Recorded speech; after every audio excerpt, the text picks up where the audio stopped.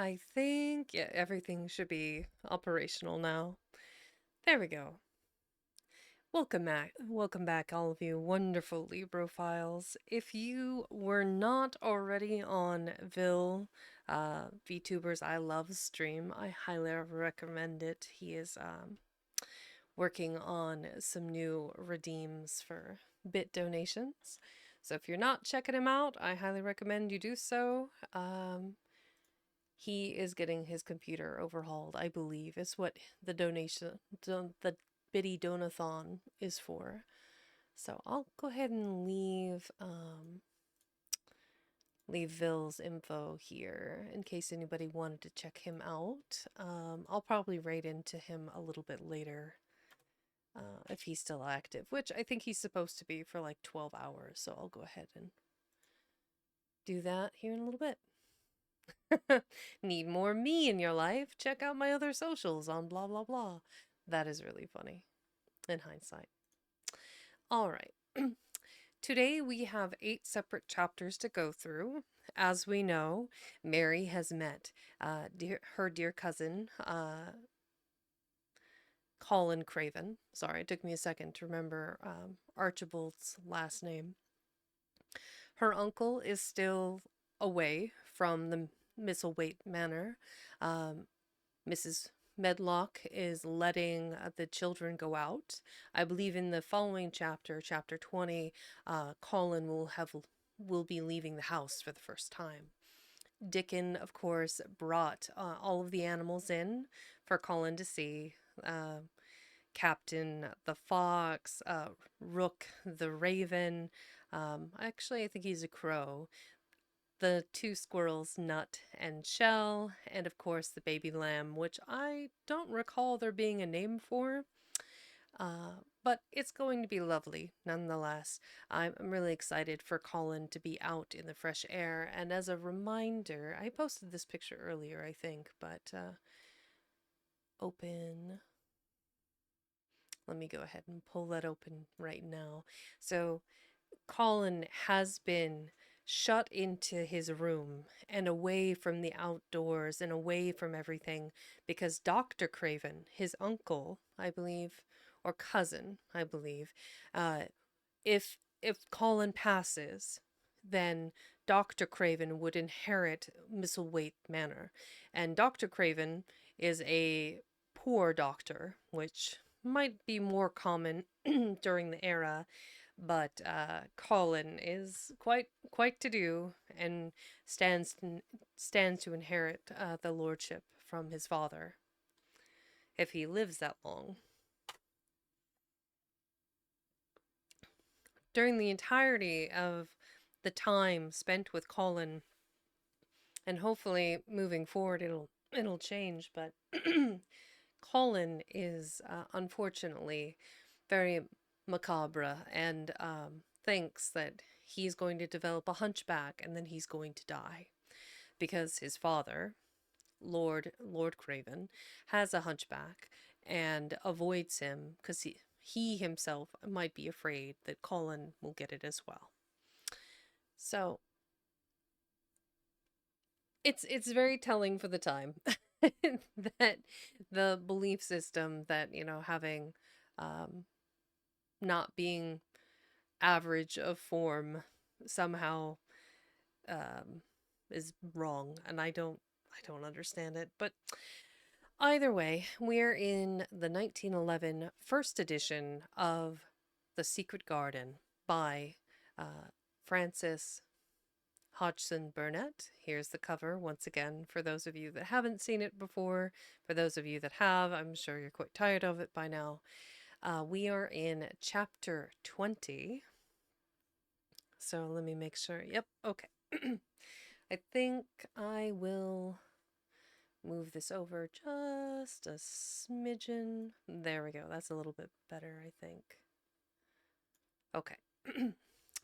So we return to chapter 20, titled, I Shall Live Forever and Ever and Ever.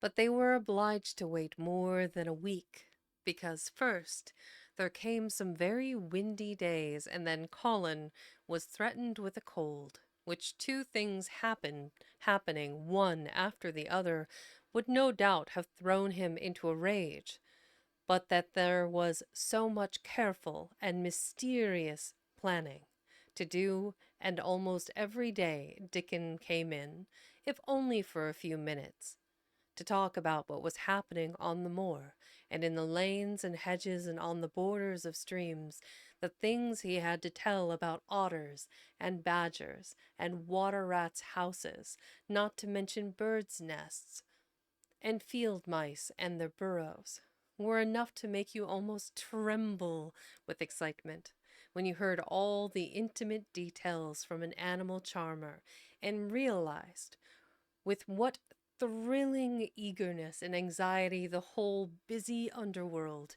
was working. Welcome in, Tiger Faye. Uh, they're same as us, said Dickon.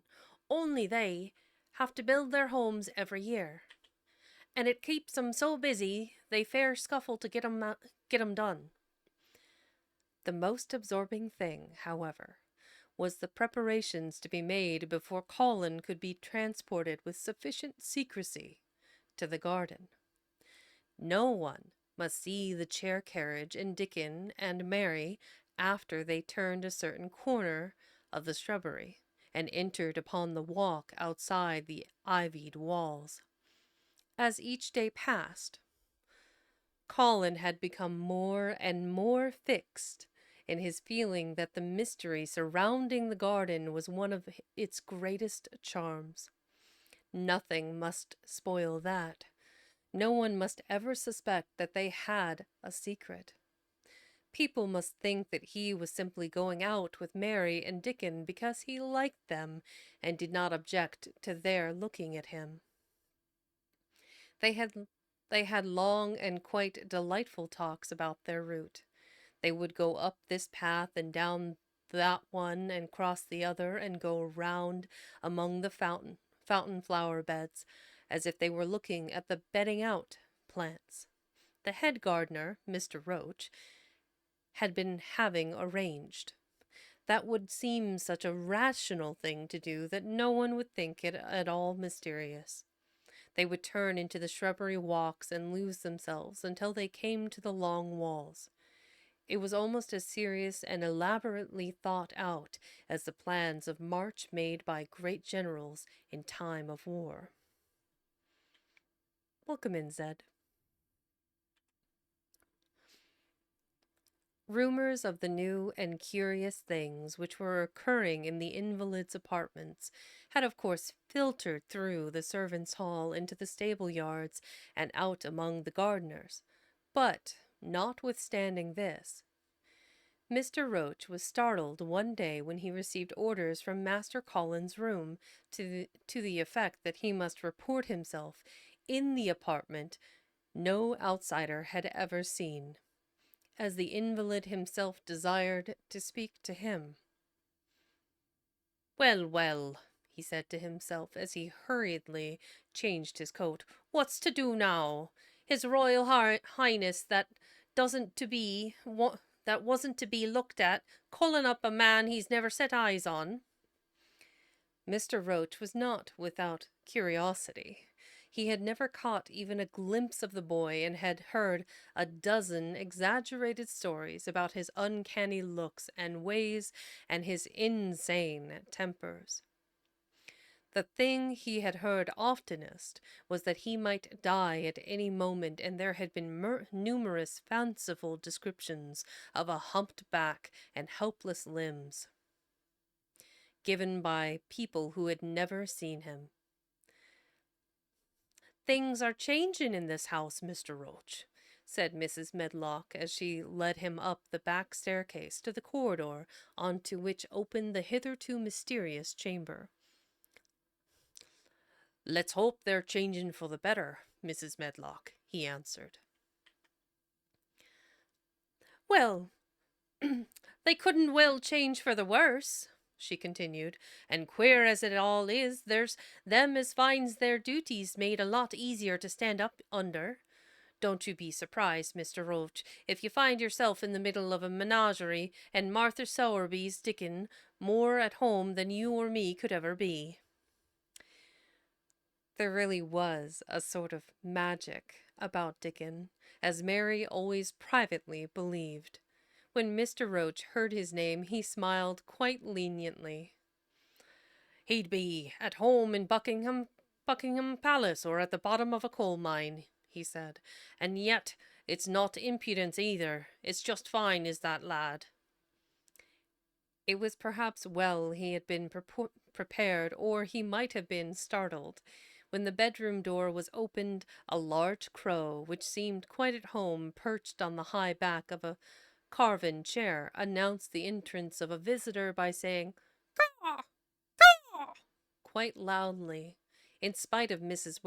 Medlock's warning, Mr. Roach only just escaped being sufficiently undignified to jump backward. The young Rajah was neither in bed nor on his sofa.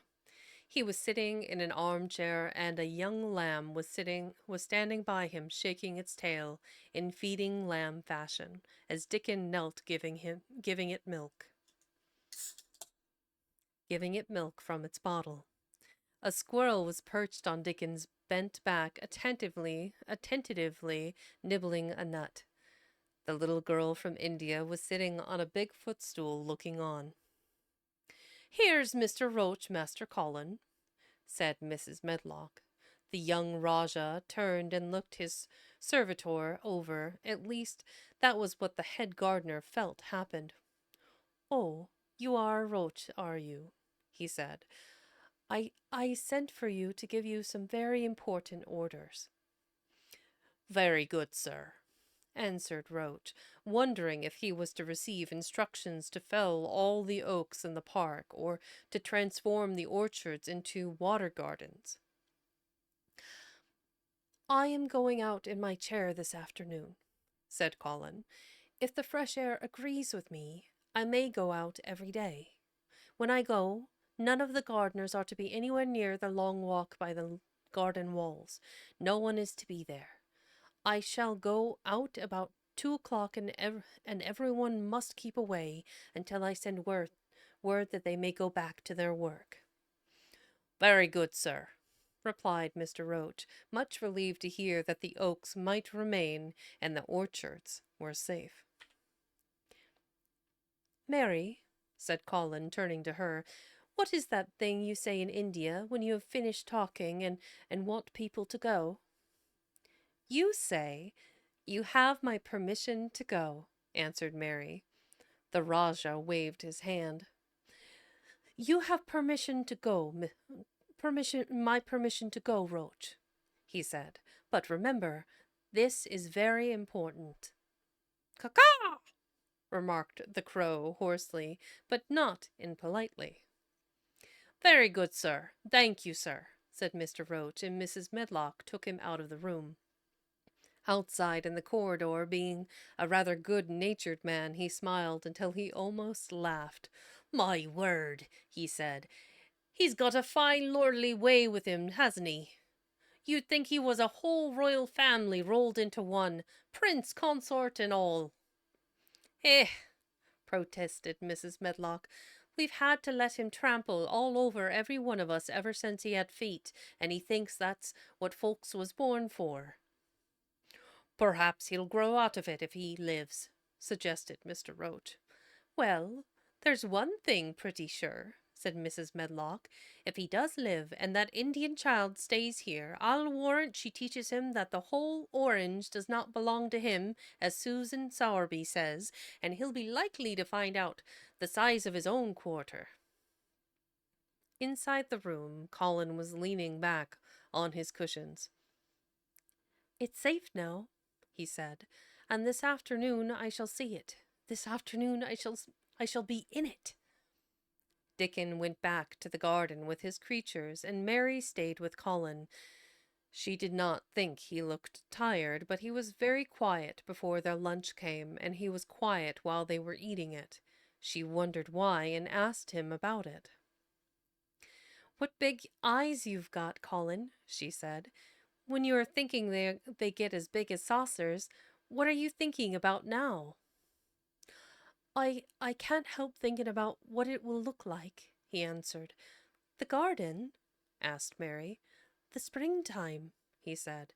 I was thinking that I've never really seen it before. I scarcely ever went out, and when I did go, I never looked at it. I didn't even think about it. I never saw it in India because there wasn't any, said Mary. Shut in and morbid as his life had been, Colin had more imagination than she had, and at least he had spent a good deal of time looking at wonderful books and pictures.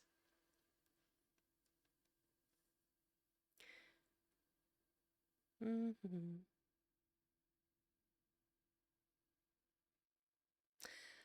That morning, when you ran in and said, it's come, you made me feel quite queer. It sounded as if things were coming with a great procession and big bursts and wafts of music. I've I've a picture like it in one of my books. Crowds of lovely people and children with garlands and branches with blossoms, everyone laughing and dancing and crowding and playing on pipes. That was why I said, perhaps we shall hear golden trumpets, and told you to throw open the window. How funny, said Mary. That's really just what it feels like. And if all the flowers and leaves and green things and birds and wild creatures danced past at once, what a crowd it would be. I'm sure they'd dance and sing and flute, and that would be the wasp of music. They both laughed, but it was not because the idea was laughable, but because they both so liked it. A little later, the nurse made Colin ready.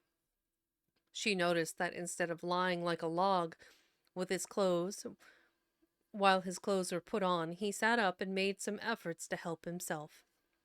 And he talked and laughed with Mary all the time.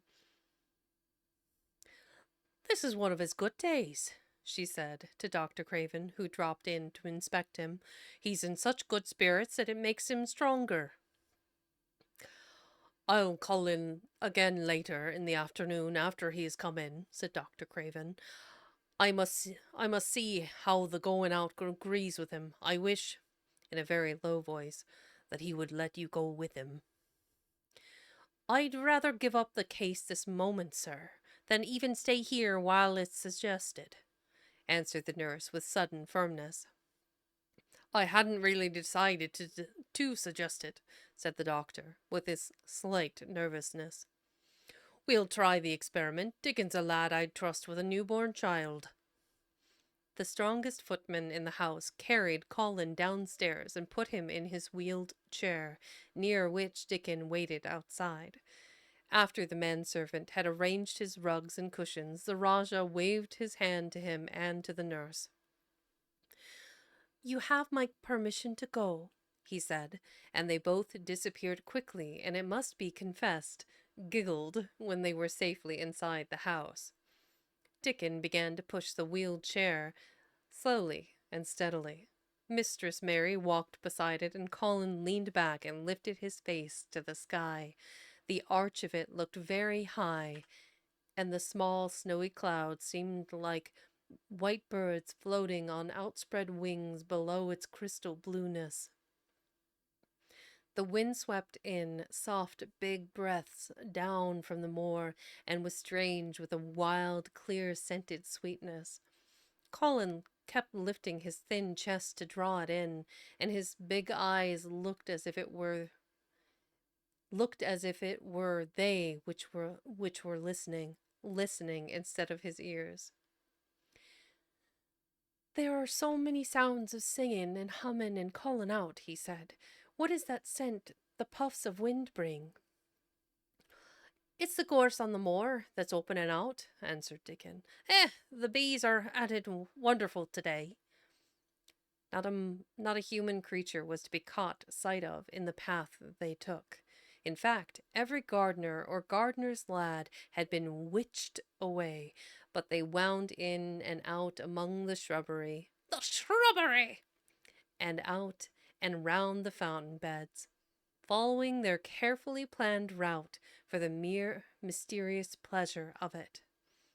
But when at last they turned into the long walk by the ivied walls, the excited sense of an approaching thrill made them, for some curious reason they could not have explained, begin to speak in whispers.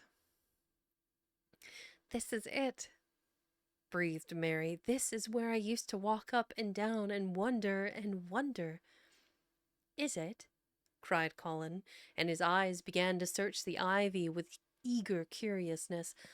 "But I can see nothing," he whispered. "There is no door." "That's what I thought," said Mary. Then there was a lovely, breathless silence, and the chair wheeled on. "That is the garden where Ben Weatherstaff works," said Mary. "Is it?" said Colin. A few yards more, and Mary whispered again. "This is where the robin flew over the wall," she said. "Is it?" cried Colin. "Oh, I wish he'd come again." "And that," said Mary with solemn delight, pointing under a big lilac bush, "is where he perched on the little heap of earth and showed me the key." Then Colin sat up. "Where? Where? There?" he cried, and his eyes were as big as the wolf's in Red Riding Hood, when Red Riding Hood felt called upon to remark on them. Dickon stood still, and the wheeled chair stopped. "Aye, aye, Zed, I shall stretch. That's a good stretch. Okay. Oh, pop my shoulder while I'm at it. Okay. Woo! All right, boxing form, let's go."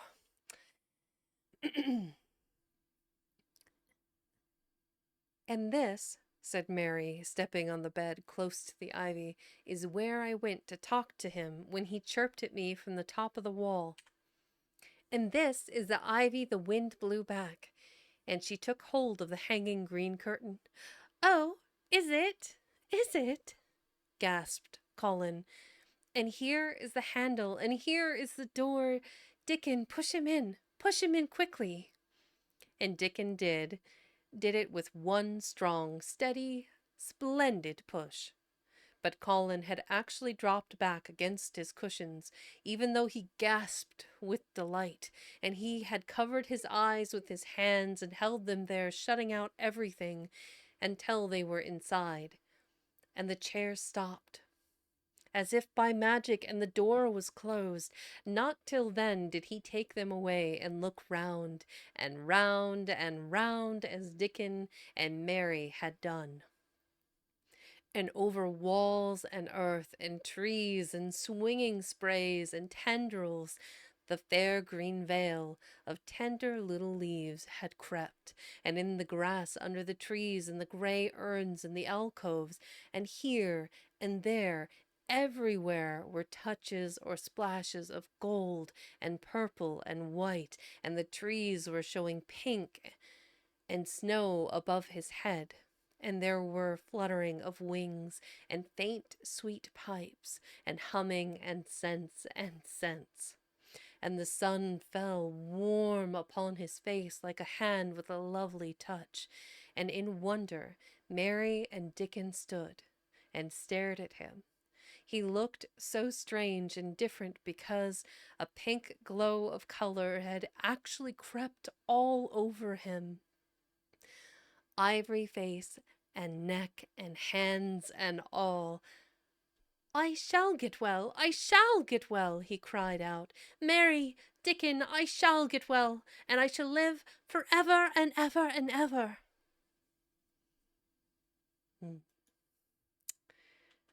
Well, here's hoping, Colin.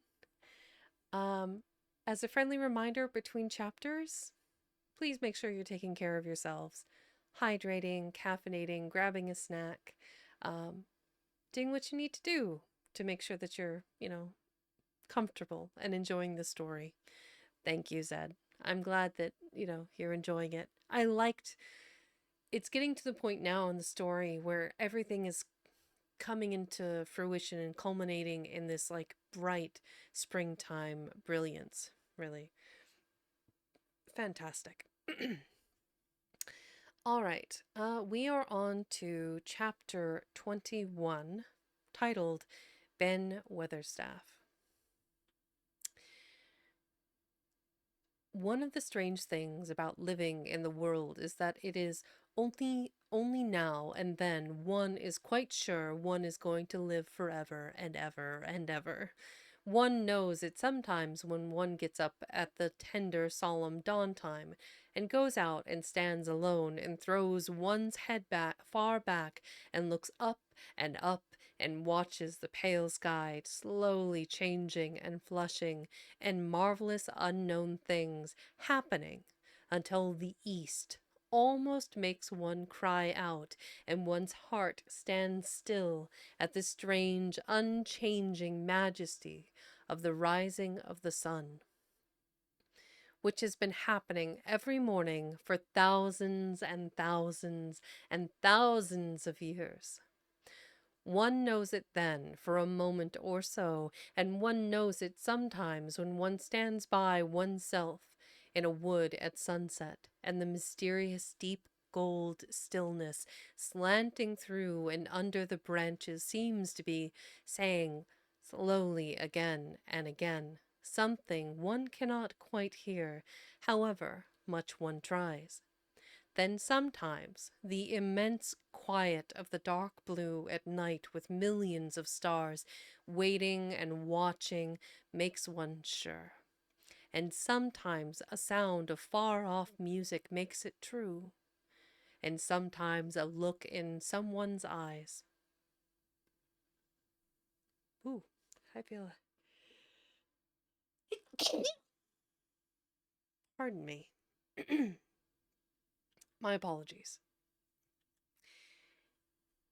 And it was like that with Colin when he first saw and heard and felt the springtime inside the four high walls of a hidden garden.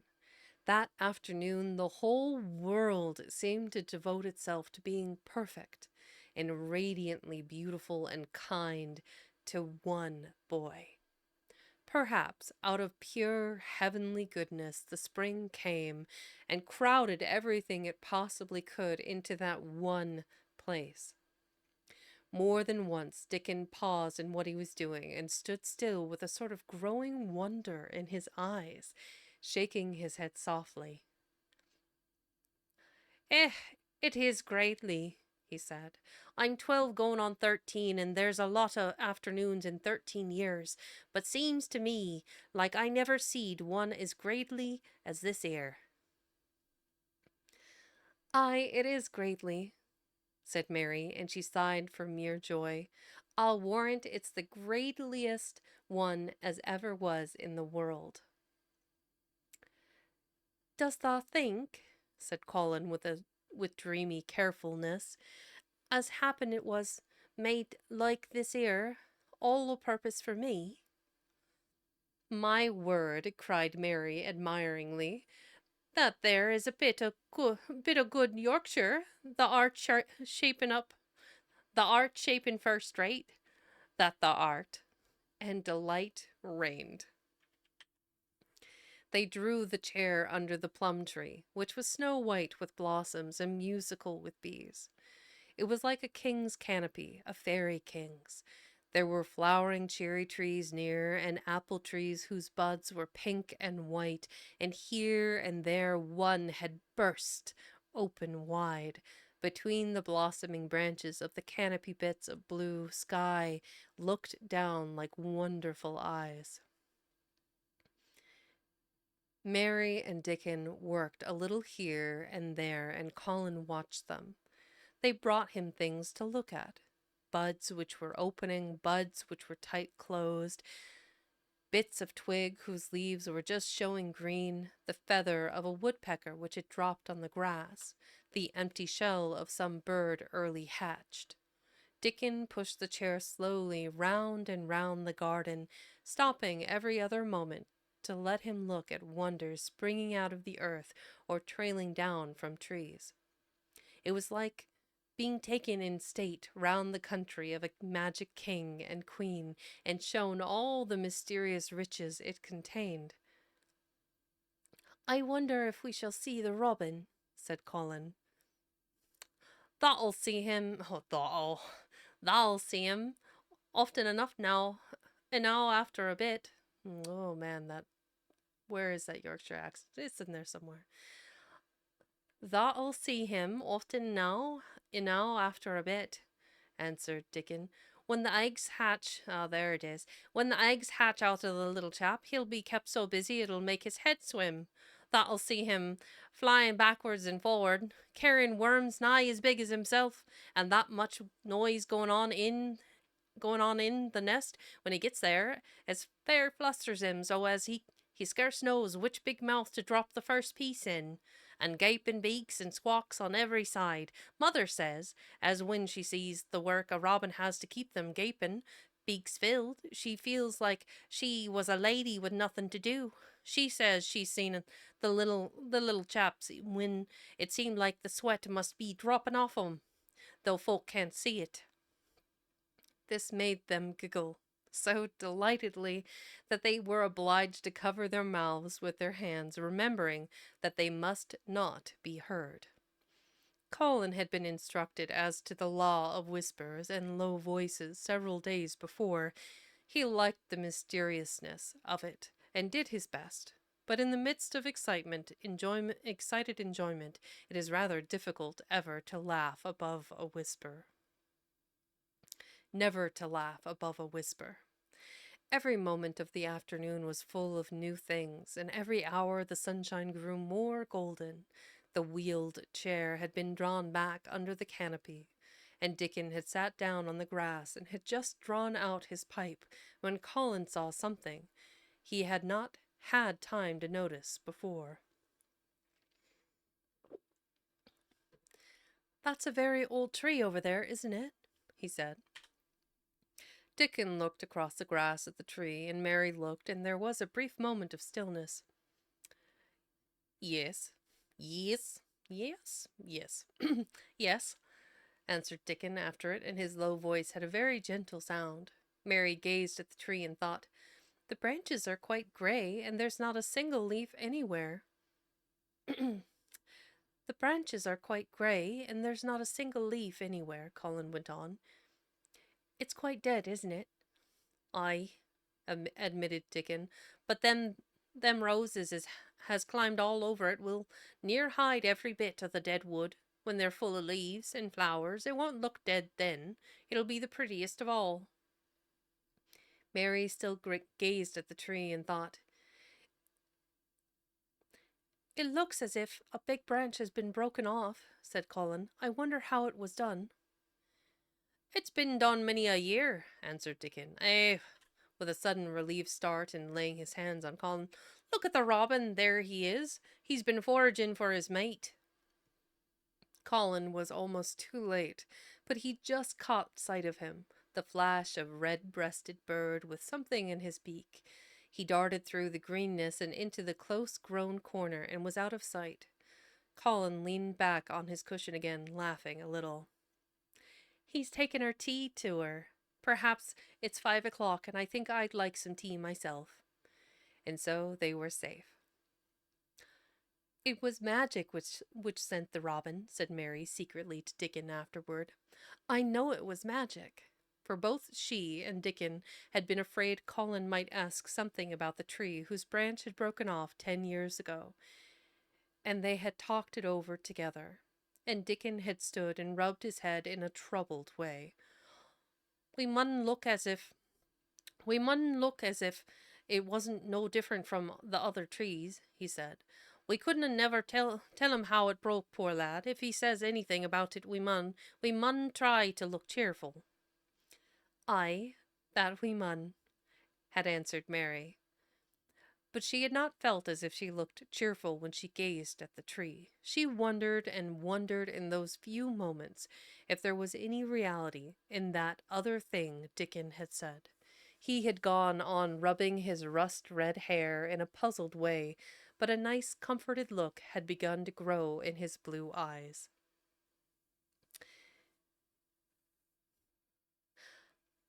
Mrs. Craven has a very lovely young lady. Mrs. Craven was a very lovely young lady, he had gone on rather hesitatingly, and mother she thinks maybe she's about Misselthwaite many a time looking after Mr. Colin, same as all mothers do when they're took out of the world.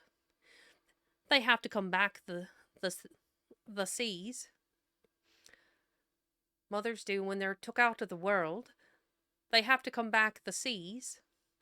Happen she's been in the garden, and happen it was her set us to work and told us to bring him here. Mary had thought he meant something about magic. She was a great believer in magic. Secretly, she quite believed that Dickon worked magic, of course, good magic, on everything near him, and that was why people liked him so much, and wild creatures knew he was their friend. She wondered, indeed, if it were not possible that his gift had brought the robin just at the right moment, when Colin asked that dangerous question. She felt that his magic was working all the afternoon and making Colin look like an entirely different boy. It did not seem possible that he could be the crazy creature who had screamed and beaten and bitten his pillow. Even his ivory whiteness seemed to change. The faint glow of color which had shone on his face and neck and hands when he first got inside the garden really never quite died away. He looked as if he were made of flesh instead of ivory or wax. They saw the robin carry food to his mate 2 or 3 times, and it was so suggestive of an afternoon tea that Colin felt that they must have some.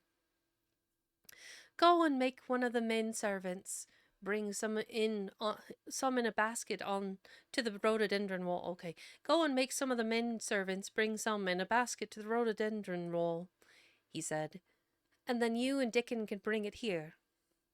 It was an agreeable idea, easily carried out, and when the white cloth was spread upon the grass, with hot tea and buttered toast and crumpets, a delightfully hungry meal was eaten, and several birds on domestic errands paused to inquire what was going on, and were led into investigating crumbs with great activity. Nut and shell whisked up trees with pieces of cake, and Soot took the entire half of a buttered crumpet into a corner, and pecked at it, and examined and turned it over, and made hoarse remarks about it until he decided to swallow it all, joyfully, in one gulp. The afternoon was dragging toward its mellow hour. The sun was deepening the gold of its lances, and the bees were going home, and the birds were flying past, less often. Dickon and Mary were sitting on the grass. The tea basket was repacked, ready to be taken back to the house, and Colin was lying against his cushions, with his heavy locks pushed back from his forehead, and his face looking quite a natural color. I don't want this afternoon to go, he said, but I shall come back tomorrow, and the day after, and the day after, and the day after. You'll get plenty of fresh air, won't you? Said Mary. I'm going to get nothing else, he answered. I've seen the spring now, and I'm going to see the summer. I'm going to see everything grow here. I'm going to grow here myself. That will, said Dickon. Us'll have thee walking about here, and digging same as other folk before long. Colin flushed tremendously. Walk, he said. Dig, shall I? Dickon's glance at him was delicately cautious. Neither he nor Mary had ever asked if anything was the matter with his legs. For sure thou will, he said stoutly. Thou's got legs o' thine own, same as other folks. Mary was rather frightened until she heard Colin's answer. Nothing really ails them, he said, but they are so thin and weak, they shake so that I'm afraid to stand on them. Both Mary and Dickon drew a relieved breath. When thou stops being afraid, thou'll stand on thou'lt okay. When thou stops being afraid, thou'll stand on 'em, Dickon said with renewed cheer, and thou'll stop being afraid in a bit. I shall, said Colin, and he lay still as if he were wondering about things. They were really very quiet for a little while.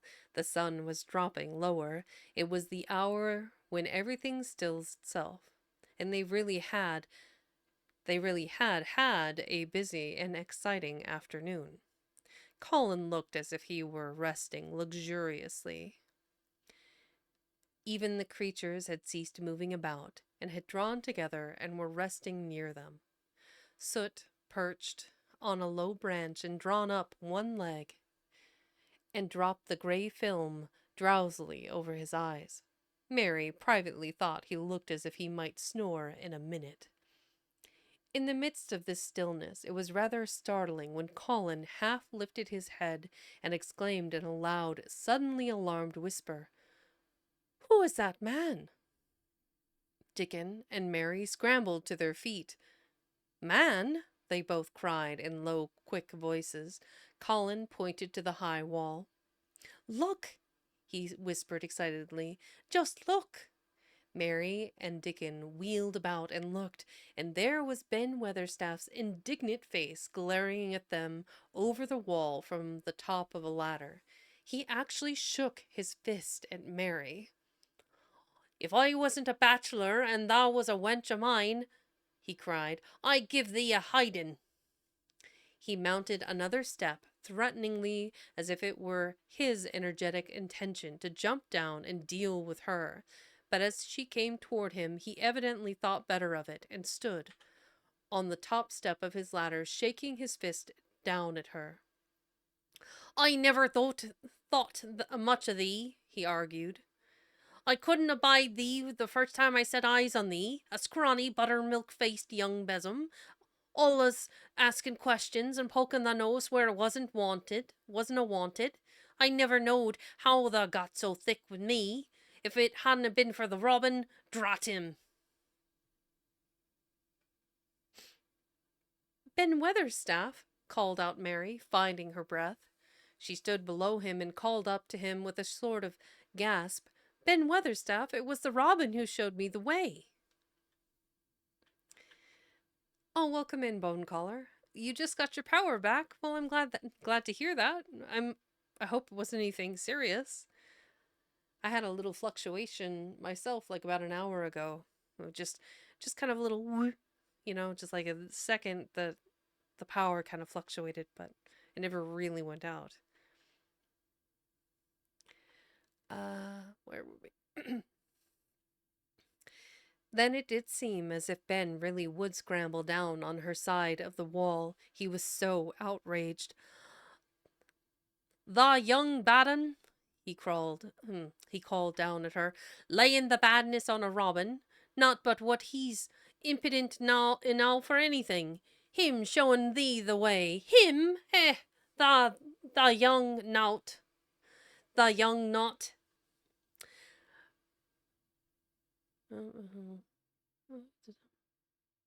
She could see his next words burst out because he was overpowered by curiosity. However in this world did thou get in?" "It was the robin who showed me the way," she protested obstinately. "He didn't know he was doing it, but he did, and I can't tell you from here while you're shaking your fist at me." He stopped shaking his fist very suddenly at that very moment, and his jaw actually dropped as he stared over her head at something he saw coming over the grass toward him. At the first sound of his torrent of words, Colin had been so surprised that he had only sat up and listened as if he were spellbound. But in the midst of it, he had recovered himself and beckoned imperiously to Dickon. "Wheel me over there," he commanded. "Wheel me quite close and stop right up in front of him." And this, if you please, this is what Ben Weatherstaff beheld, and which made his jaw drop. A wheeled chair with luxurious cushions and robes which came toward him, looking rather like some sort of state coach, because a young Rajah leaned back in it, with royal command in his great black-rimmed eyes, and a thin white hand extended haughtily toward him. And it stopped right under Ben Weatherstaff's nose. It was really no wonder his mouth dropped open. "Do you know who I am?" demanded the Rajah. How Ben Weatherstaff stared! His red old eyes fixed themselves on what was before him as if he were seeing a ghost. He gazed and gulped a lump down his throat and did not say a word. "Do you know who I am?" demanded Colin, still more imperiously. "Answer!" Ben Weatherstaff put his gnarled hand up and passed it over his eyes and over his forehead, and then he did answer in a queer, shaky voice. "Who thou art," he said. "Aye, that I do, with thy mother's eye staring at me out of that face. Lord knows how thou come here, but thou art the poor cripple." Colin forgot that he had ever had a back. His face flushed scarlet, and he sat bolt upright. "I'm not a cripple," he cried out furiously. "I'm not." "He's not," cried Mary, almost shouting up the wall in her fierce indignation. "He's not got a lump as big as a pin. I looked, and there was none there, not one." Ben Weatherstaff passed his hand over his forehead again and gazed as if he could never gaze enough. His hand shook and his mouth shook and his voice shook. He was an ignorant old man and a tactless old man, and he could only remember the things he had heard. Thou hasn't got a crooked back," he said hoarsely. "No," shouted Colin. Thou hasn't got crooked legs?" quavered Ben more hoarsely yet. It was too much. The strength which Colin usually threw into his tantrums rushed through him now in a new way. Never yet had he been accused of crooked legs, even in whispers. And the perfectly simple belief in their existence which was revealed by Ben Weatherstaff's voice was more than Rajah flesh and blood could endure. His anger and insulted pride made him forget everything but this one moment, and filled him with a power he had never known before, an almost unnatural strength. "Come here!" he shouted to Dickon, and he actually began to tear the coverings off his lower limbs and disentangle himself. Come here this minute!" Dickon was by his side in a second.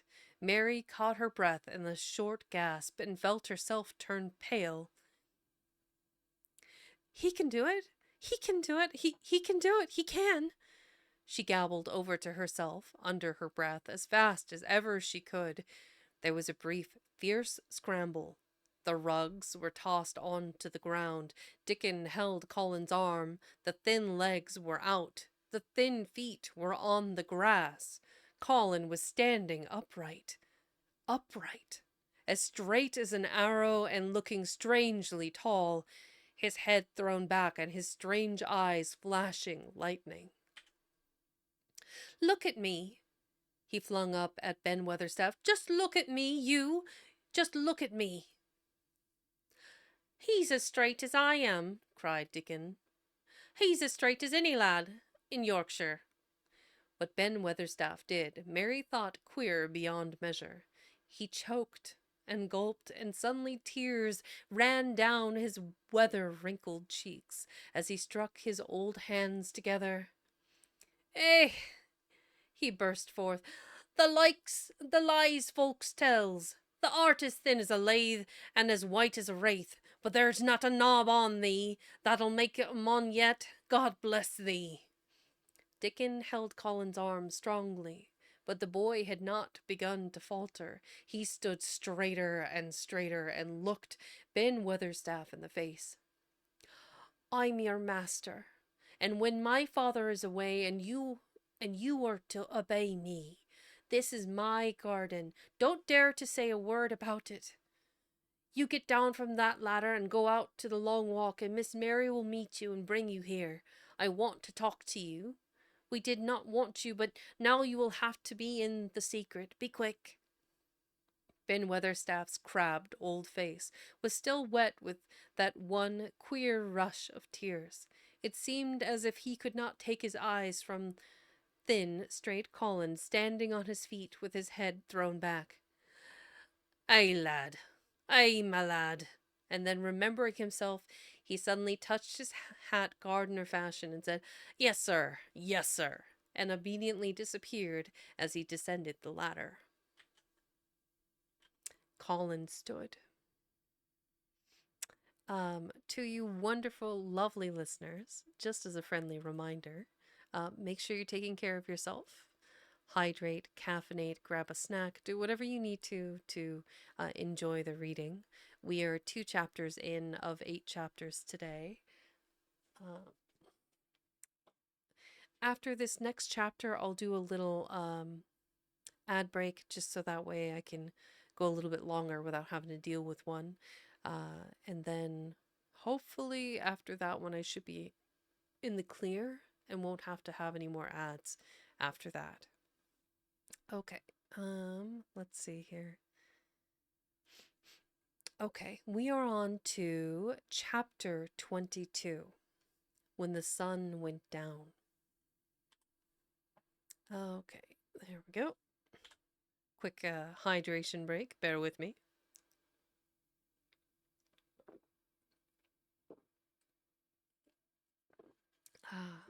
Okay. Also, happy Friday, everybody.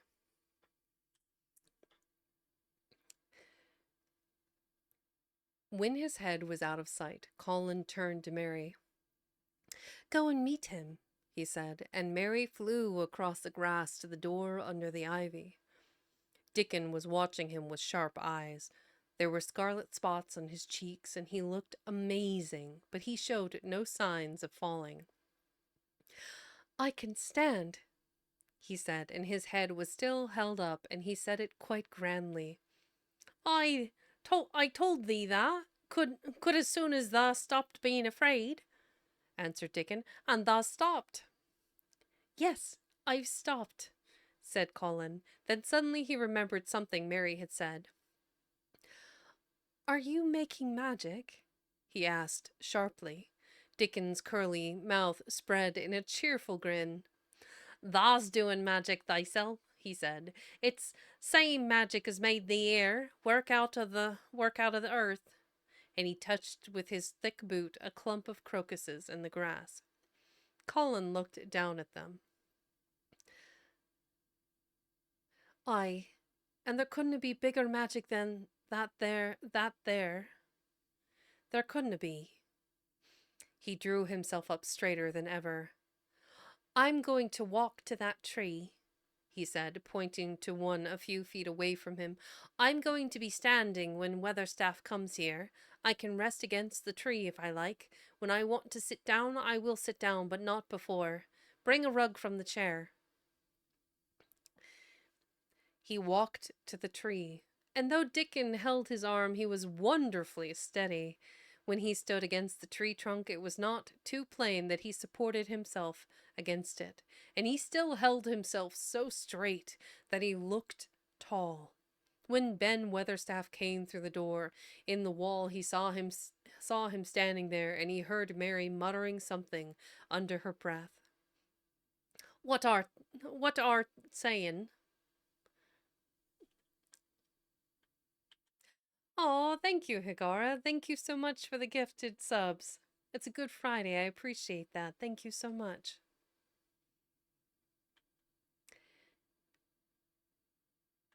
Oh, and one of them's for Bone, no less. Fantastic.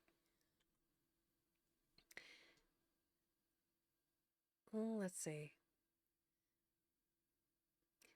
Ba-ba-ba.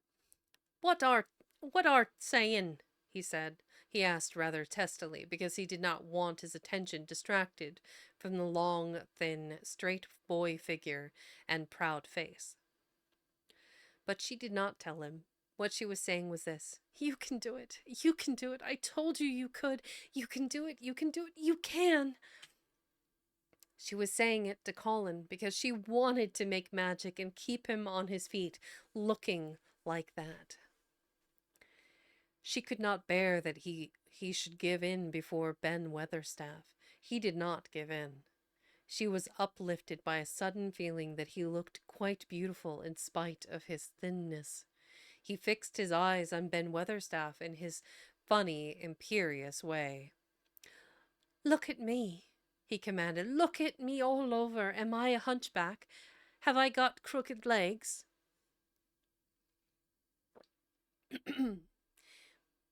"Not that." Oh, sorry, I skipped ahead. Ben Weatherstaff had not quite got over his emotion, but he had recovered a little, and answered almost in his usual way. "Not that," he said. Not o' the sort. What's thou been doing with thyself, hiding out of sight and letting folks think thou was a cripple and half-witted?" "Half-witted?" said Colin angrily. "Who thought that?"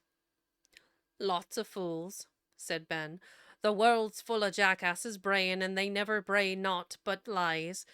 But did thou shut thyself up? What did thou shut thyself up for?" "Everyone thought I was going to die," said Colin shortly. "I'm not." And he said it with such decision Ben Weatherstaff looked him over, up and down, down and up. "Thou die?" he said with dry exultation. "Not o' the sort. Thou's got too much pluck in thee. When I seed thee put the legs on the ground in such a hurry, I knowed thou was all right. Sit thee down on the rug a bit, young mister, and give me thy orders." There was a queer mixture of crabbed tenderness and shrewd understanding in his manner. Mary had poured out speech as rapidly as she could as they had come down the long walk. The chief thing to be remembered, she had told him, was that Colin was getting well. Getting well. The garden was doing it. No one must let him remember about having humps and dying. Humps. Having humps. Okay, interesting choice there. The Rajah condescended to seat himself on a rug under the tree. "What work do you do in the gardens, Weatherstaff?" he inquired. "Anything I'm told to do," answered old Ben. "I'm kept on by favour because she liked me." "She?" "The mother," answered Ben Weatherstaff. "My mother?" said Colin, and he looked about him quietly. "This was her garden, wasn't it?" "Aye, that it was," said Ben Weatherstaff, looked about him too. And Ben Weatherstaff looked about him too. "She was main fond of it." "It is my garden now. I am fond of it." "I shall come here every day," announced Colin, "but it is to be a secret. My orders are that no one is to know that we come here. Dickon and my cousin have worked and made it come alive. I shall send for you sometimes to help, but you must come when no one can see you." Ben Weatherstaff's face twisted itself in a dry old smile. "I've come here before when no one saw me," he said. "What?" exclaimed Colin. "When?" "The last time I was here," rubbing his chin and looking around. "Was about 2 year ago." "But no one has been in it for 10 years," cried Colin. "There was no door." "I'm no one," said old Ben dryly, "and I didn't come through the door. I came over the wall. The rheumatics held me back the last 2 year." They'll come and did a bit of pruning," cried Dickon. "They'll come and did a bit of pruning," cried Dickon. "I couldn't make out how it had been done." "She was so fond of it, she was," said Ben Weatherstaff slowly. "And she was such a pretty young thing. She says to me once, 'Ben,' she says, laughing, 'if ever I'm ill or if I go away, you must take care of my roses. When she did away, though, when she did go away, the orders was no one was to come nigh, but I come, with grumpy obstinacy. Over the wall I come until the rheumatics stopped me, and I did a bit of work once a year. She gave her order first. It wouldn't have been as wick as it is if thou hadn't done it, said Dickon. I did wonder. I'm glad you did it, Weatherstaff. I'm glad you did it, Weatherstaff, said Colin. You'll know how to keep the secret. I'll know, sir, answered Ben, and it'll be easier for a man with rheumatics to come in at the door. On the grass near the tree, Mary had dropped her trowel. Colin stretched out his hand and took it up, and an odd expression came into his face, and he began to scratch at the earth. His thin hand was weak enough, but presently, as they watched him, Mary with quite breathless interest, he drove the end of the trowel into the soil and turned some over. You can do it. You can do it, said Mary to herself. I tell you, you can. Dickon's round eyes were full of eager curiousness, but he said not a word. Ben Weatherstaff looked on with interested face. Colin persevered. After he had turned a few trowelfuls of soil, he spoke exultantly to Dickon in his best Yorkshire. Tha said as tha'd have me walking about here, same as other folk, and tha said tha'd have me digging, and thought thou was just leaning to please me. This only the first day, and I've walked, and here I am digging. Ben Weatherstaff's mouth fell open again when he heard him. But he ended by chuckling. Ay, that sounds if thou's got wits enough. Oof. Oi. Ay, that sounds as if thou got wits enough. Thou art a Yorkshire lad for sure, and thou art digging too. How'd thou like to plant a bit of something? I can get thee a rose in a pot. Go and get it, said Colin, digging excitedly. Quick, quick! It was done quickly enough, indeed. Ben Weatherstaff went his way, forgetting rheumatics. Dickon took his spade and dug the hole deeper and wider than a new digger with thin white hands could make it. Mary slipped out to run and bring back a watering can. When Dickon had deepened the hole, Colin went on turning the soft earth over and over.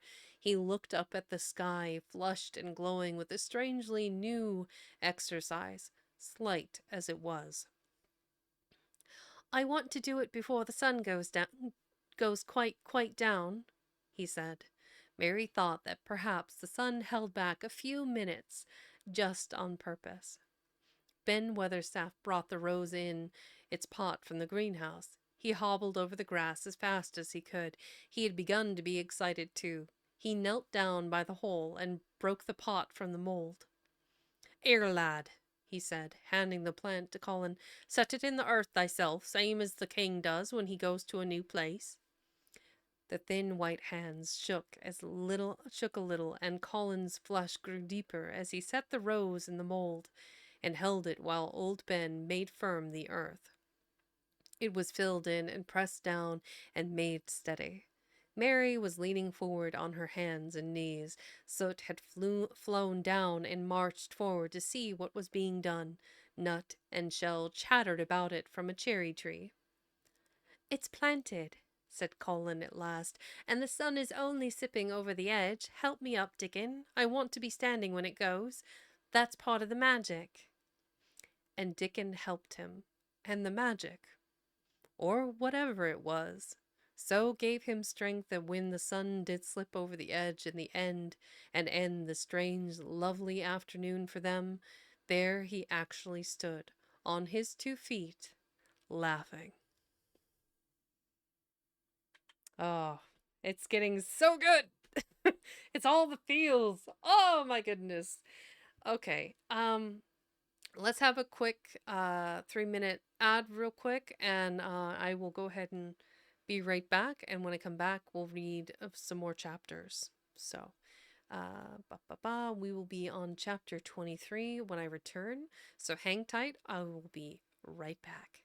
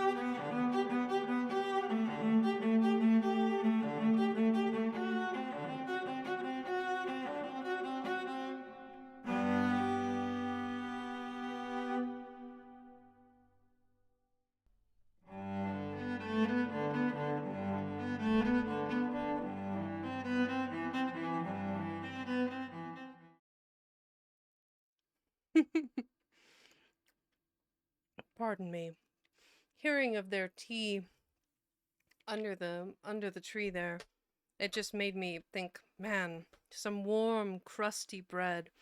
This bit of toasting and a dab of butter just sounded so incredible. So I went and made myself a piece as well. Mm. Mm-hmm.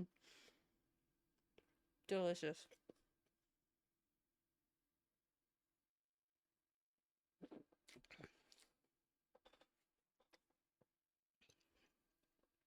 The toasted bread won out since I was upstairs in the kitchen letting the dogs out. So, uh, as I choke on my toasted bread. Mm, inhaled it too fast. All right, here we are. Welcome in, Fallen. I'm so glad that you were able to make it. Thank you, Zed. We are on to chapter 23.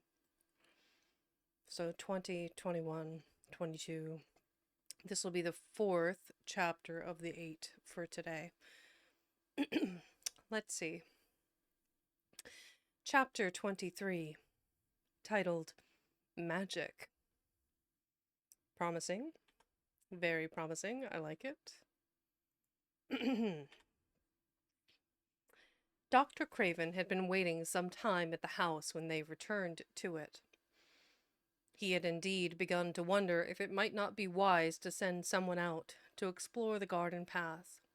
When Colin was brought back to his room, the poor man looked him over seriously. You should not have stayed so long, he said. You must not overexert yourself.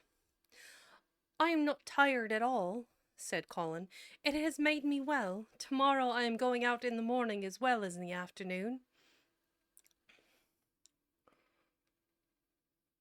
I am not sure that I can allow it, answered Dr. Craven. I am afraid it would not be wise. It would not be wise to try to stop me, said Colin quite seriously. I am going. Even Mary had found out that one of Colin's chief peculiarities was that he did not know in the least what a rude little brute he was with his way of ordering people about. He had lived on a sort of desert island all his life, and he had as he had been the king of it, he had made his own manners and had had no one to compare himself with. Mary had indeed been rather like him herself, and since she had been at Misselthwaite, had gradually discovered that her own manners had not been of the kind which is usual or popular. Having made this discovery, she naturally thought it of enough interest to communicate to Colin. So she sat and looked at him curiously for a few minutes after Dr. Craven had gone. She wanted to make him ask her why she was doing it, and of course she did. What are you looking at me for? He said. I'm thinking that I am rather sorry for Dr. Craven. So am I, said Colin calmly, but not without an air of some satisfaction. He won't get Misselthwaite now, at all now I'm not going to die. I'm sorry for him because of that, of course, said Mary, but I was thinking just then that it must have been very horrid to have had to be polite for 10 years to a boy who was always rude. I would never have done it. Am I rude? Colin inquired undisturbedly. If you had not been his own boy, and he had been a slapping sort of man, if you had been his own boy, and he had been a slapping sort of man, said Mary, he would have slapped you. But he daren't, said Colin. No, he daren't, answered Mistress Mary, thinking the thing out quite without prejudice. Nobody ever dared to do anything you didn't like, because you were going to die and things like that. You were such a poor thing. But, announced Colin stubbornly, I am not going to be a poor thing. I won't let People think I'm one. I stood on my own feet this afternoon. It is it is always having your own way that has made you so queer, Mary went on, thinking aloud. Colin turned his head, frowning. Am I queer? He demanded.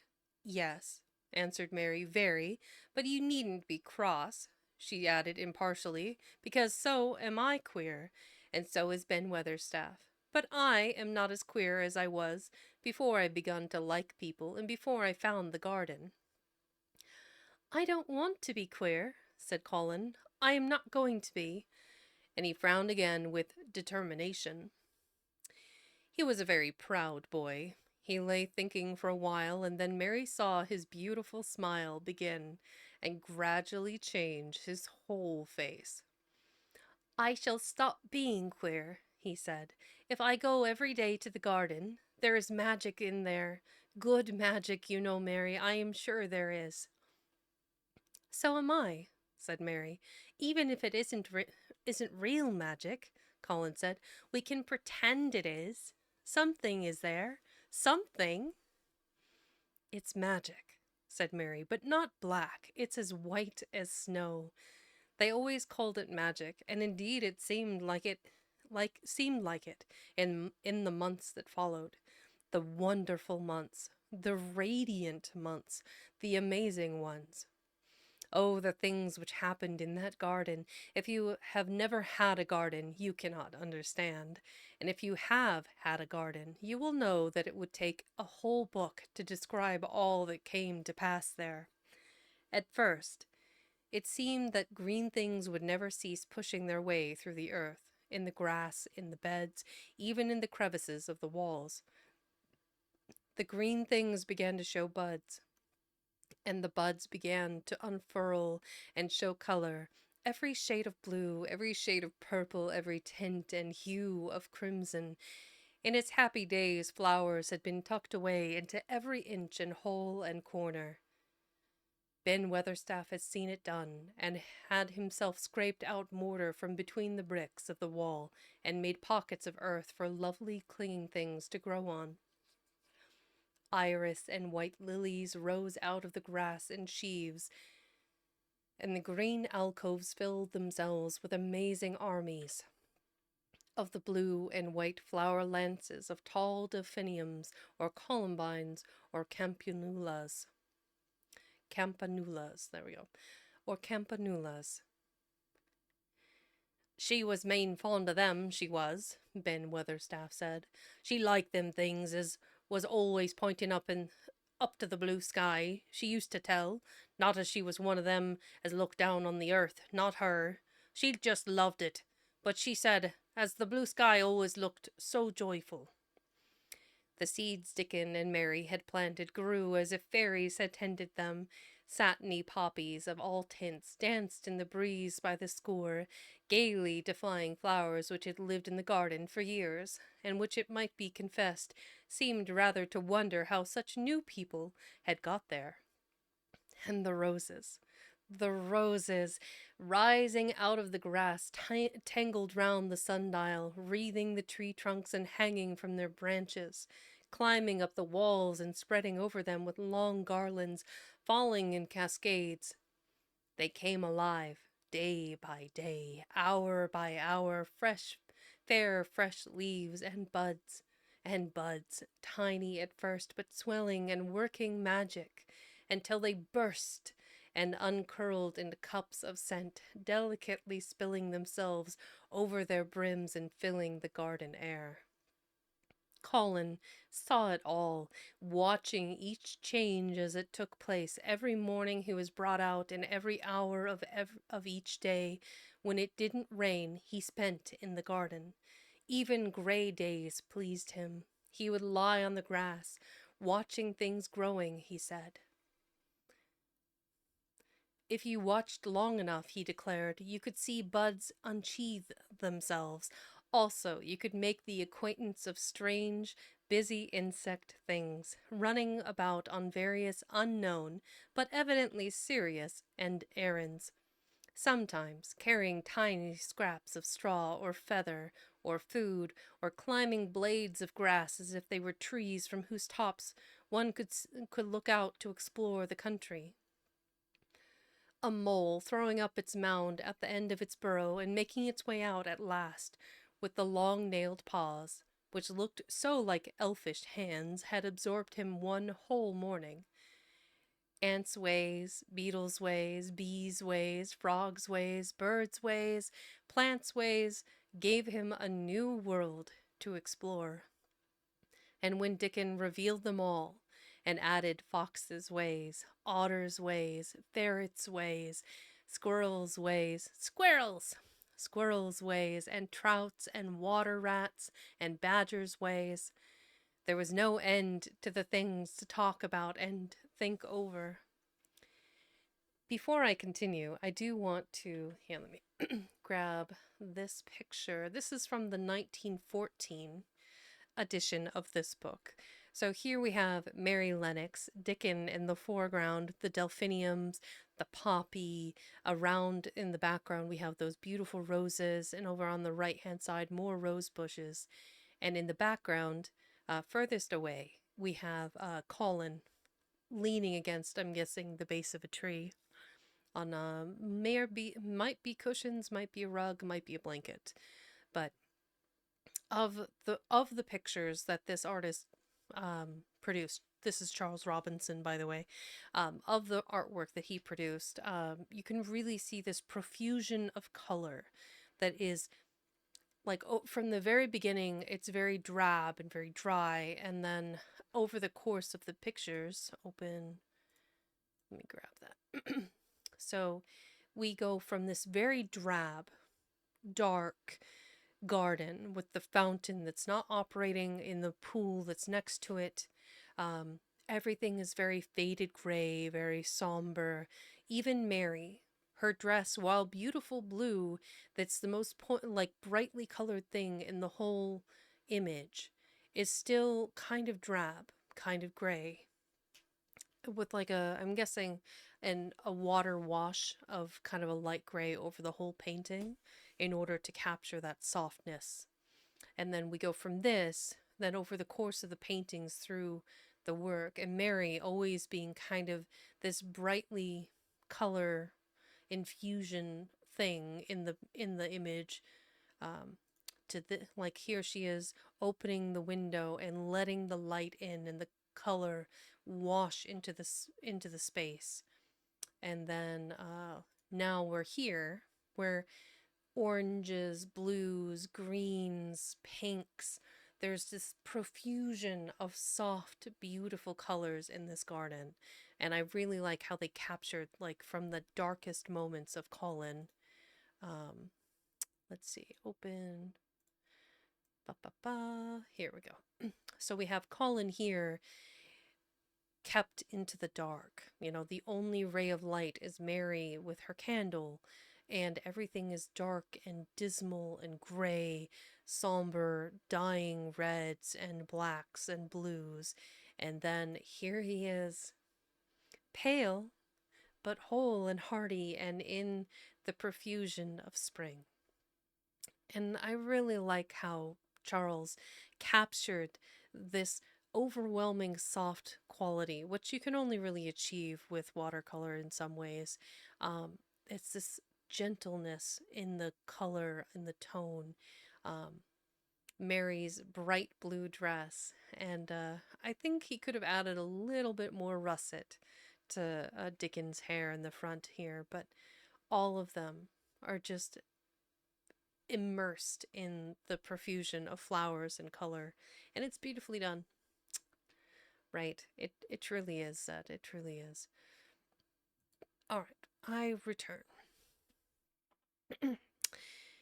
And this was not the half of the magic. The fact that he had really once stood on his feet had set Colin thinking tremendously.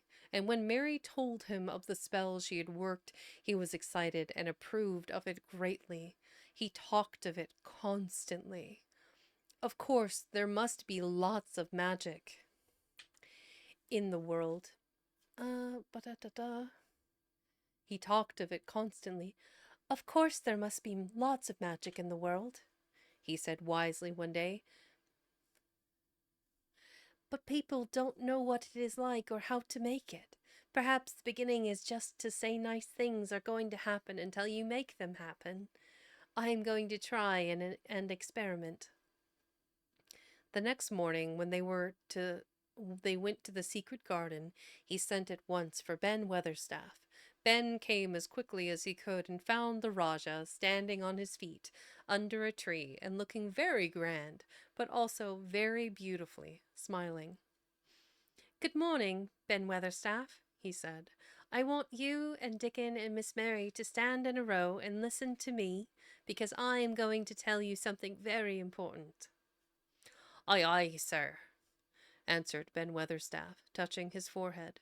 One of the long concealed charms of Ben Weatherstaff was that in his boyhood he had once run away to sea and had made voyages, so he could reply like a sailor. "I am going to try a scientific experiment," he explained the Rajah. "When I grow up, I am going to make great scientific discoveries, and I am going to begin now with this experiment." "Aye, aye, sir," said Ben Weatherstaff promptly, through though this was the first time he had heard of great scientific discoveries. It was the first time Mary had heard of them, either, but even at this stage she had begun to realize that, queer as he was, Colin had read about a great many singular things and was somehow a very convincing sort of boy. When he held up his head and fixed his strange eyes on you, it seemed as if you believed him almost in spite of yourself, though he was only 10 years old, going on 11. At this moment he was especially convincing because he suddenly felt the fascination of actually making a sort of speech, like a grown-up person. "The great scientific discoveries I am going to make," he went on, "will be about magic. Magic is a great thing, and scarcely anyone knows anything about it, except a few people in old books, and Mary a little, because she was born in India where there are fakirs. I believe Dickon knows some magic, but perhaps he doesn't know he knows it. He charms animals and people. I would never have let him come to see me if he had not been an animal charmer, which is a boy charmer too, because a boy is an animal. I am sure there is magic in everything, only we have not sense enough to get hold of it and make it do things for us, like electricity and horses and steam." This sounded so imposing that Ben Weatherstaff became quite excited and really could not keep still. "Aye, aye, sir," he said, and he began to stand up quite straight.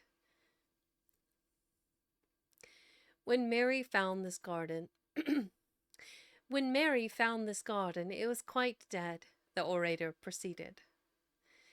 Then something began pushing things up out of the soil and making things out of nothing.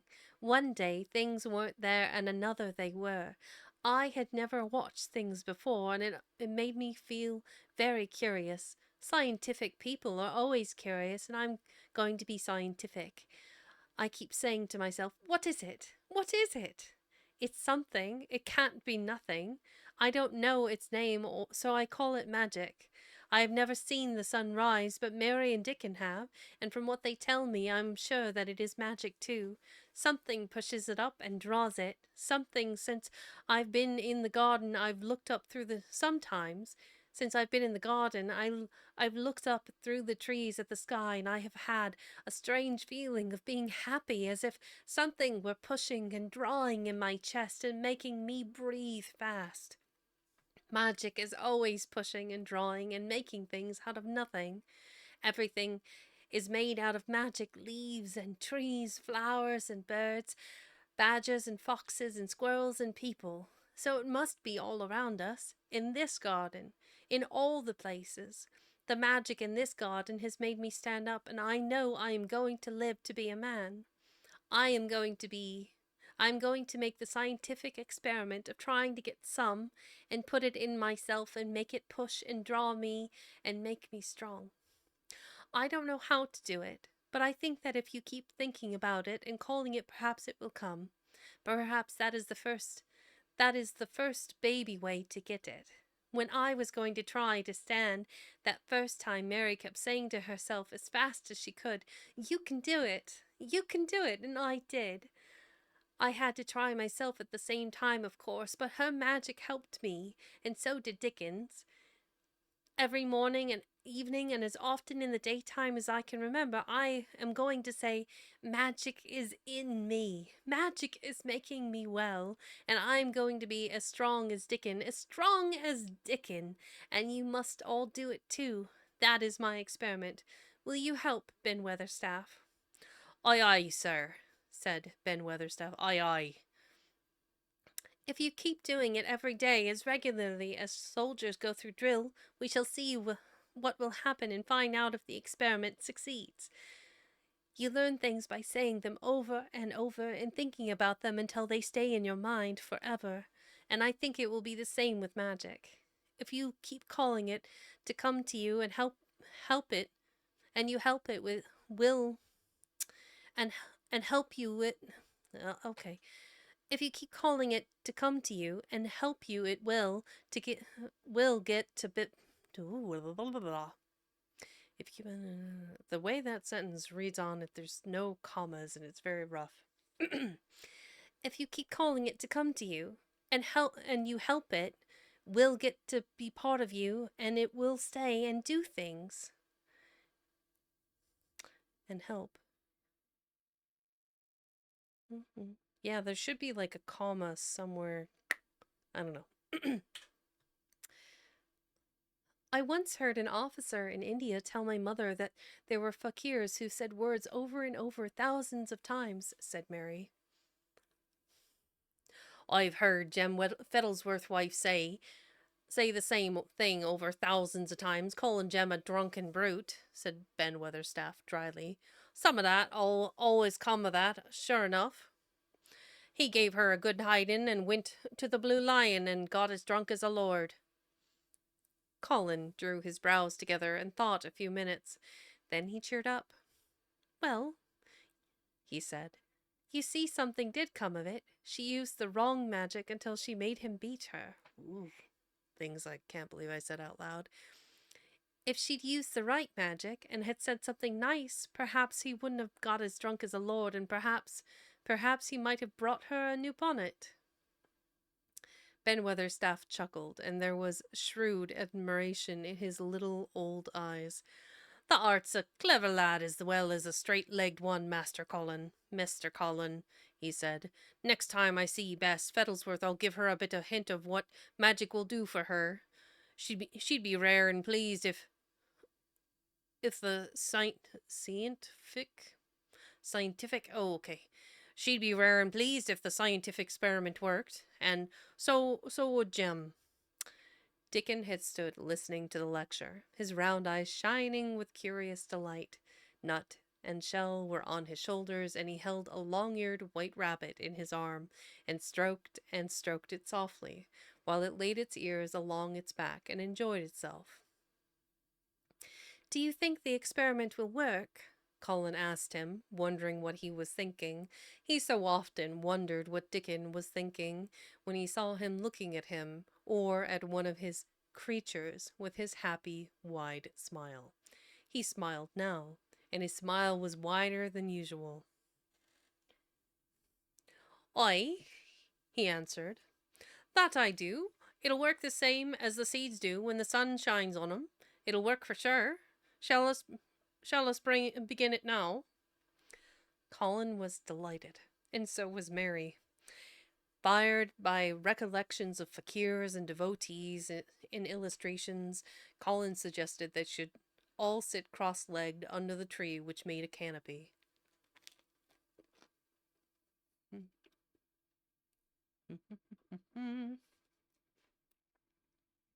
I'm going to have more of this bread at the end of the chapter. That is so good.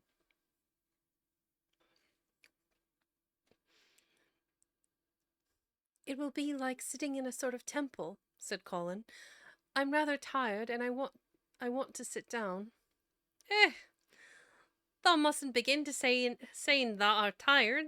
Thou might spoil the magic. Colin turned and looked at him, into his innocent round eyes. That's true, he said slowly. I must only think of the magic. It all seemed most majestic and mysterious when they sat down in their circle. Ben Weatherstaff felt as if he had somehow been led into appearing at a prayer meeting. Ordinarily, he was very fixed in being what he called, again, prayer meetings. But this being the Rajah's affair, he did not resent it, and was indeed inclined to be gratified at being called upon to assist. Mistress Mary felt solemnly enraptured. Dickon held his rabbit in his arm, and perhaps he made some charmer signal no one heard. For when he sat down, cross-legged like the rest, the crow, the fox, and the squirrels and the lamb slowly drew near and made part of the circle, settling each into a place of rest as if of their own desire.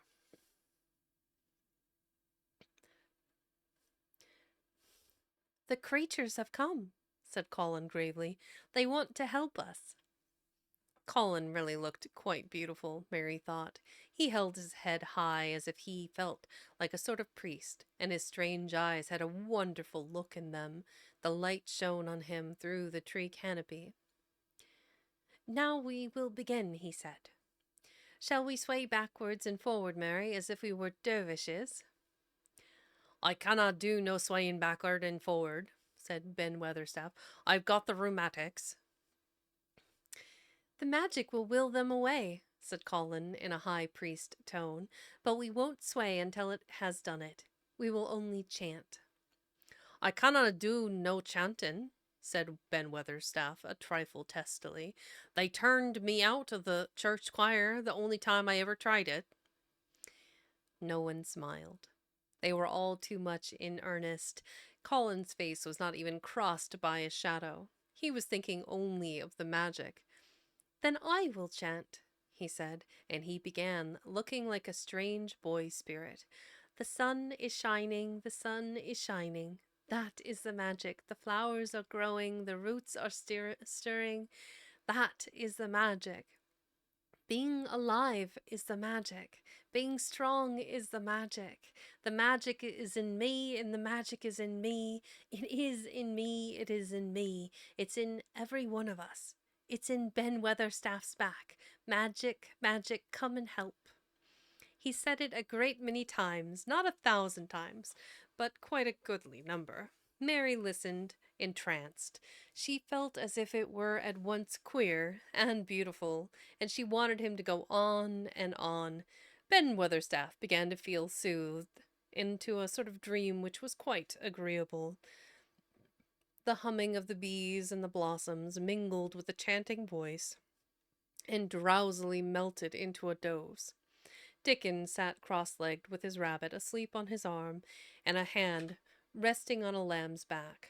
Soot had pushed away a squirrel and huddled close to him on his shoulder. The grey film dropped over his eyes. At last Colin stopped. Now I'm going to walk around the garden, he announced. Ben Weatherstaff's head had just dropped forward, and he lifted it with a jerk.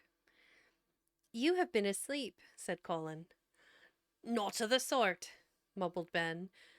The sermon was good enow, but I'm bound to get out afore the collection. He was not quite awake yet. You're not in church, said Colin.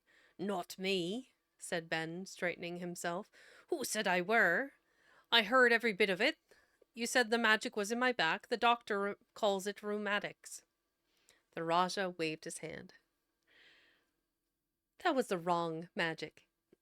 That was the wrong magic, he said. You will get better. You have my permission to go to your work, but come back tomorrow. I like to see thee walk round the garden, grunted Ben. It was not an unfriendly grunt, but it was a grunt. In fact, being a stubborn old party and not having entire faith in magic, he had made up his mind that if he were sent away, He would climb his ladder and look over the wall so that he might be ready to hobble back if there were any stumbling. The Rajah did not object to his staying, and so the procession was formed. It really did look like a procession. Colin was at its head with Dickon on one side and Mary on the other. Ben Weatherstaff walked behind, and the creatures trailed after them, the lamb and the fox cub keeping close to Dickon, the white rabbit hopping along or stopping to nibble, and Soot following with the solemnity,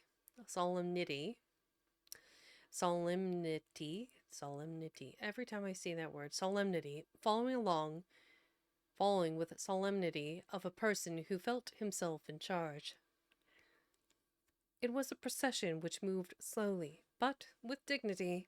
Every few yards it stopped to rest, Colin leaning on Dickon's arm, and privately Ben Weatherstaff kept a sharp lookout. But now and then Colin took his hand from its support and walked a few steps alone. His head was held up all the time, and he looked very grand. "The magic is in me," he kept saying. "The magic is making me strong. I can feel it. I can feel it." It seemed very certain that something was upholding and uplifting him. He sat on the seats in the alcoves, and once or twice he sat down on the grass, and several times he paused in the path and leaned on Dickon. But he would not give up until he had gone all round the garden. When he returned to the canopy tree, his cheeks were flushed and he looked triumphant. "I did it! The magic worked!" he cried. "That is my first scientific discovery." "What will Dr. Craven say?" broke out Mary. "He won't say anything," Colin answered, "because he will not be told. This is to be the biggest secret of all. No one is to know anything about it until I have grown up so strong that I can walk and run like any other boy. I shall come here every day in my chair, and I shall be taken back in it. I won't have people whispering and asking questions, and I won't let my father hear about it until the experiment has quite succeeded. Then sometime, when he comes back to Misselthwaite, I shall just walk into his study and say, 'Here I am like any other boy, and I'm quite well, and I shall live to be a man. It has been done by a scientific experiment.'" "He will think he is in a dream," cried Mary. "He won't believe his eyes." Colin flushed triumphantly. He had made himself believe that he was going to get well, which was really more than half the battle, if he had been aware of it. And the thought which stimulated him more than any other was this, imagining what his father would look like when he saw that he had a son who was as straight and strong as other fathers' sons. One of his darkest miseries in the unhealthy, morbid past days had been his hatred of being a sickly, weak-backed boy whose father was afraid to look at him. "He'll be obliged to believe them," he said. "One of the things I am going to do after the magic works, and before I begin to make scientific discoveries, is to be an athlete."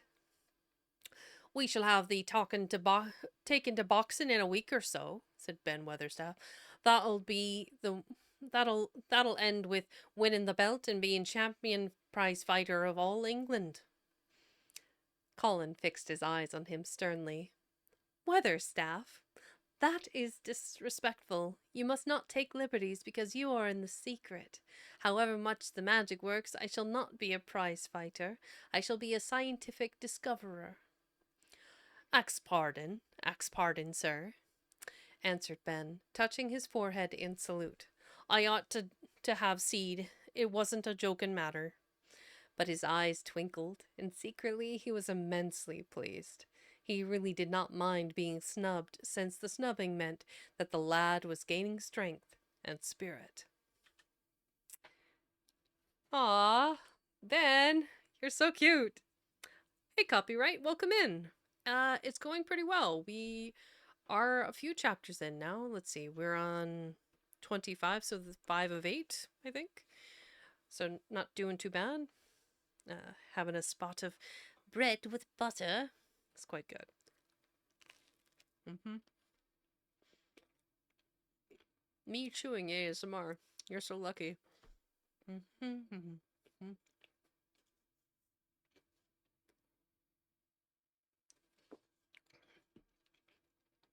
I got this. This is a very beautiful wheat bread, crusty wheat bread that I got from the European deli store.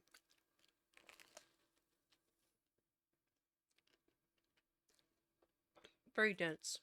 It's very good. Hmm. Bread and butter. It's true.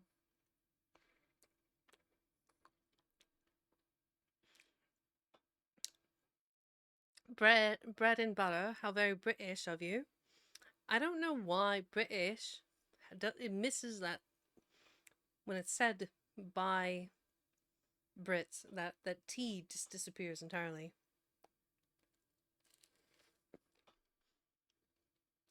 Hmm.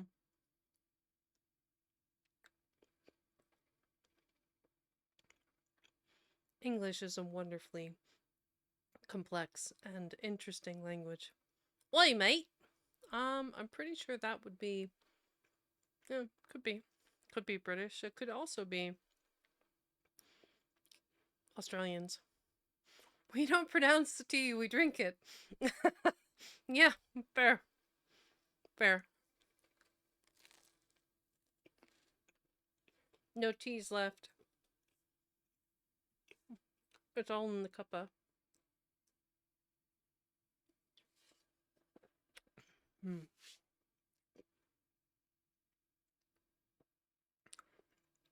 They really do. No cap. Accurate. Accurate.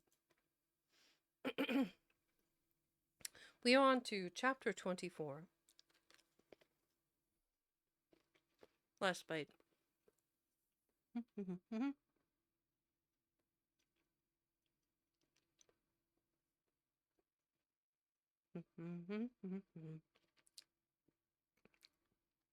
It is wonderfully dense bread, so my apologies.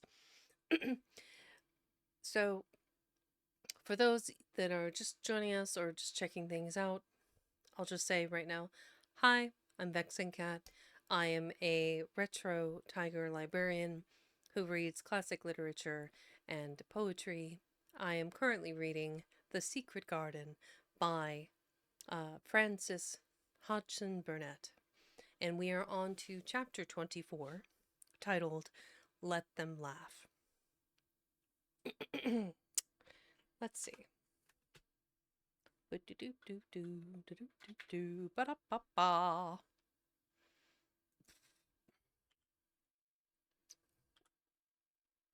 I really did like that one painting. Which one was it? This one. I keep going back to it visually in my mind. I'm like, that was really pretty. These other ones were nice too, but something about this one just captures that ephemeral brightness that is spring. It's very pretty. Let them laugh.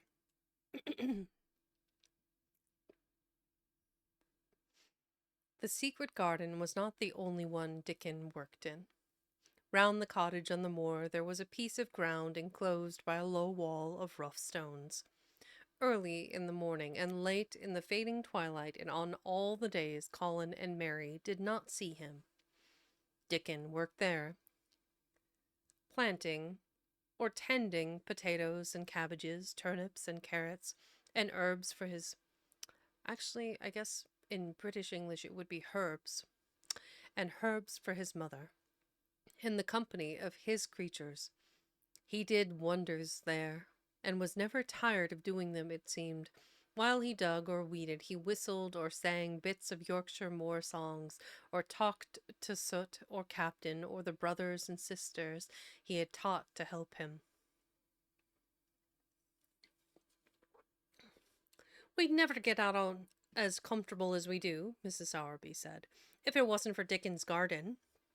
Anything'll grow for him. His taters and cabbages is twice the size of anyone else's, and they've got a flavour with 'em as nobody's has.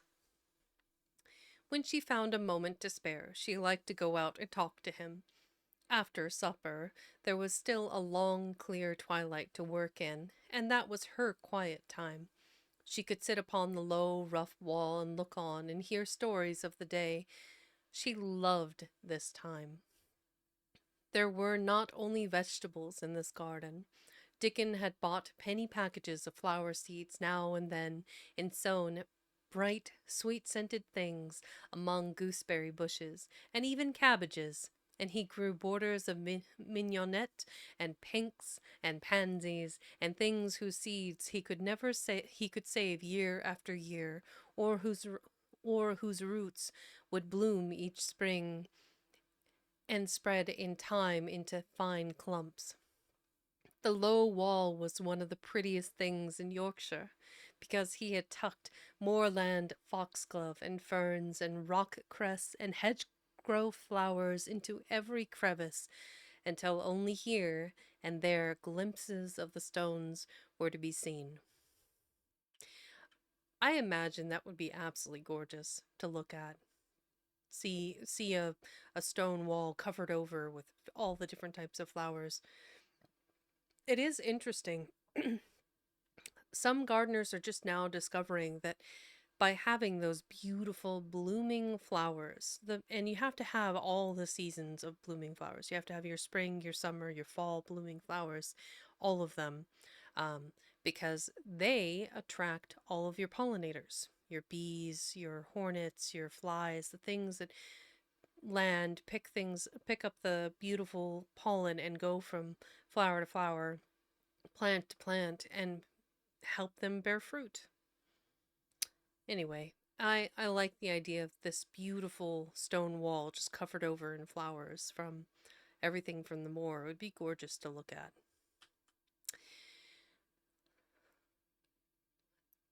All the chap's got to do to make 'em thrive, mother, he would say, is to be friends with 'em, for sure. They're just like the creatures. If they're thirsty, give 'em a drink, and if they're hungry, give 'em a bit of food. They want to live same as we do. If they died, I should feel as if I'd been a bad lad and somehow treated them heartless. It was in these twilight hours that Mrs. Sowerby heard all that had happened at Misselthwaite Manor.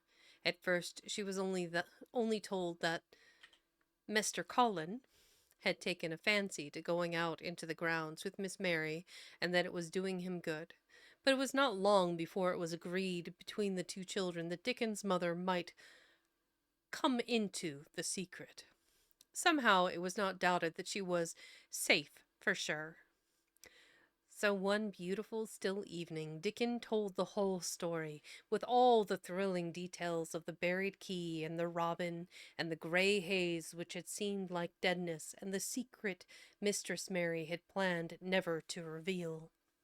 The coming of Dickon, and how it had been told to him, the doubt of Mr. Colin, and the final drama of his introduction to the high domain, combined with the incident of Ben Weatherstaff's angry face peering over the wall and Mr. Colin's sudden, indignant strength, made Mrs. Sowerby's nice-looking face quite change color several times.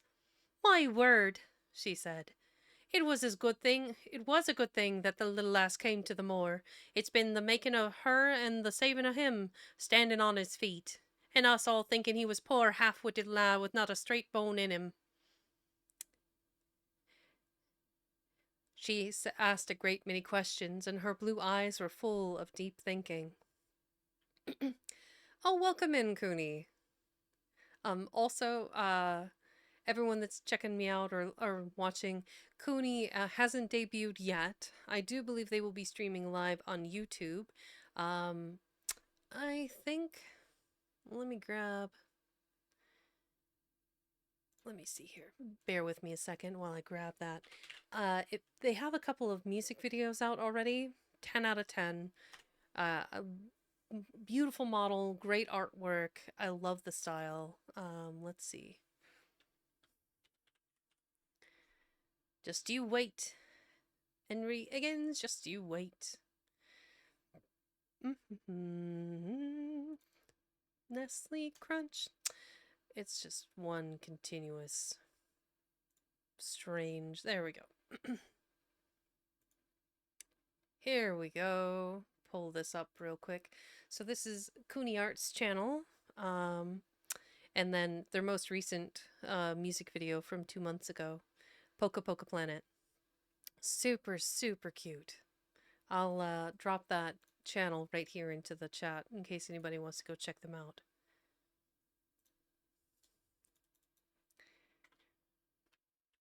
Super, super cute. There we go. Okay. Back to the story. Yes. Okay. Well, of course I did, Cooney. You're gonna be so famous someday. I'm gonna be like, I knew them back when. Yeah, it'll be great. I have a lot of faith. You, as soon as you get started, you're gonna just pick up momentum and go all kinds of places. You're a talented artist. You're kind. Um, your art is really fantastic. It's gonna be nice.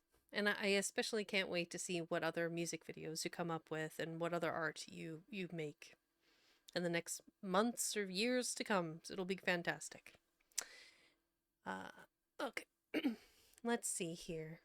Uh, there we go.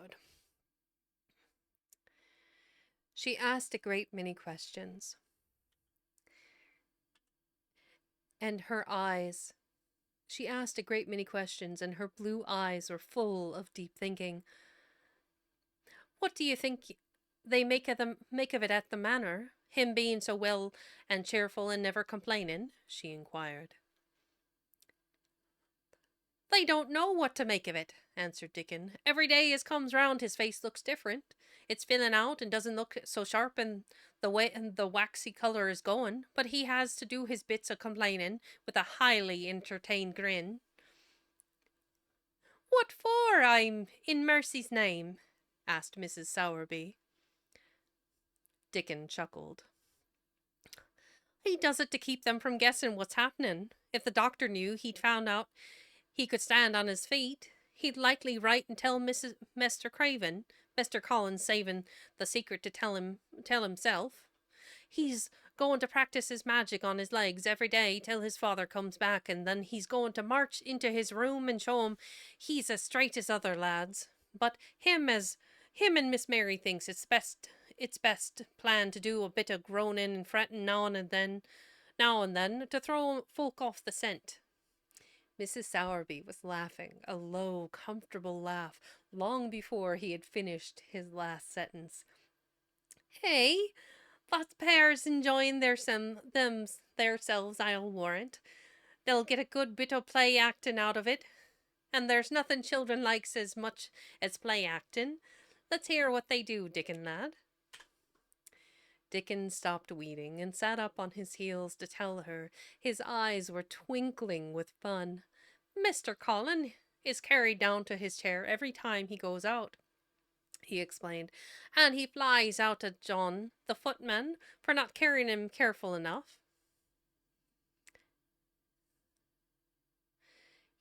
He makes himself as helpless looking as he can and never lifts his head until we're out of sight of the house. And he grunts and frets a good bit when he's being settled into his chair. Him and Miss Mary's both got to enjoying it, and when he groans and complains, she'll say, Poor Colin, does it hurt you so much? Are you so weak as that, poor Colin?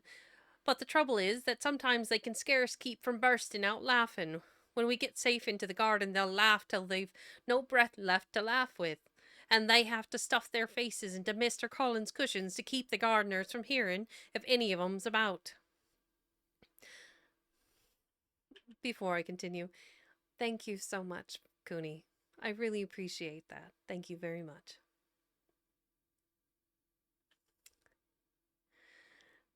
There's more they laugh the better for 'em, said Mrs. Sowerby, still laughing herself. Good healthy child laughing's better than pills any day of the year. That pair'll plump up for sure. They are plumping up, said Dickon. They are that hungry they don't know how to get enough to eat without making talk. Mr. Collins says if he keeps sending for more food, they won't believe he's an invalid at all. Miss Mary says she'll let him eat her share, but he says that if she goes hungry, she'll get thin and they mun both get fat at once. Mrs. Sowerby laughed so heartily at the revelation of this difficulty that she quite rocked backward and forward in her blue cloak, and Dickon laughed with her. "I'll tell thee what, lad," said Mrs. Sowerby said, when she could Drink speak. water. Become moist. You got it. One hydration coming right up.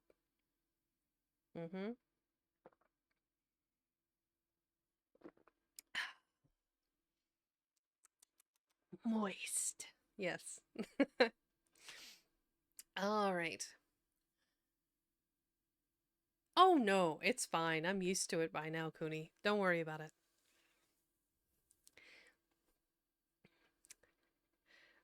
Yes, here we go.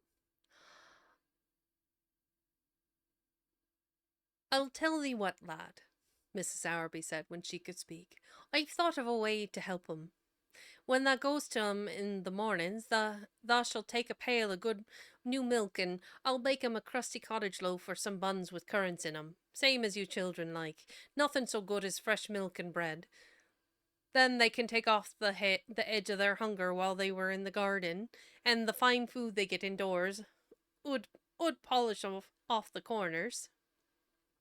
"Hey, mother," said Dickon admiringly, "what what a wonderful wonder thou art. The art sees a way out of things. They was quite in a pother yesterday. They didn't see how they was to manage without ordering up more food. They felt that empty inside. They're two young'uns growing fast, and health's coming back to both of 'em.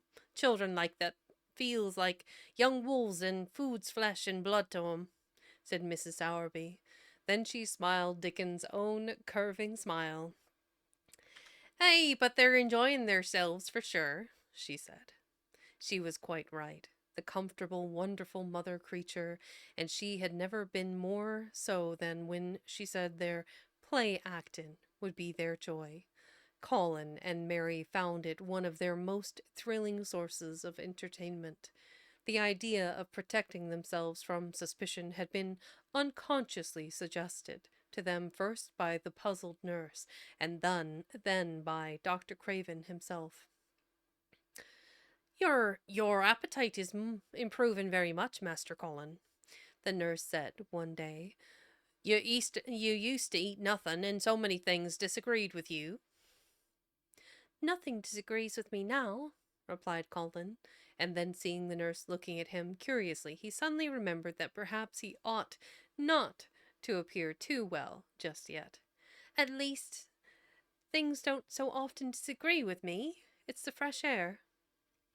"Perhaps it is," said the nurse, still looking at him with a mystified expression, "but I must talk to Dr. Craven about it."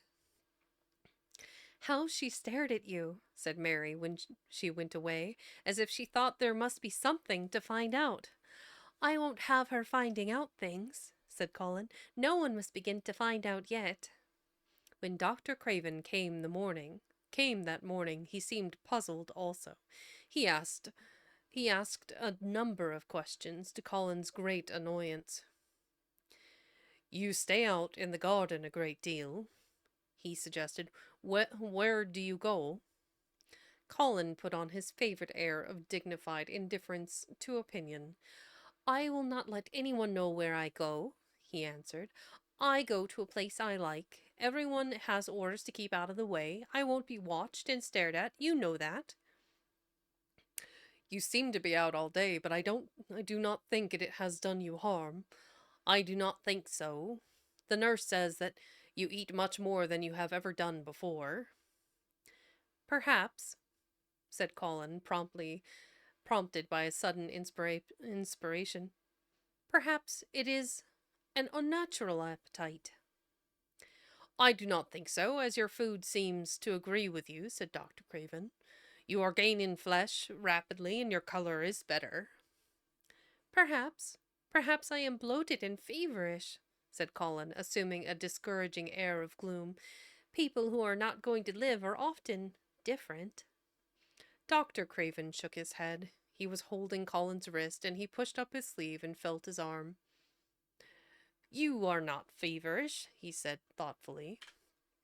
And such flesh as you have gained is healthy. If we can keep this up, my boy, we need not talk of dying. Your father will be very happy to hear of this remarkable improvement.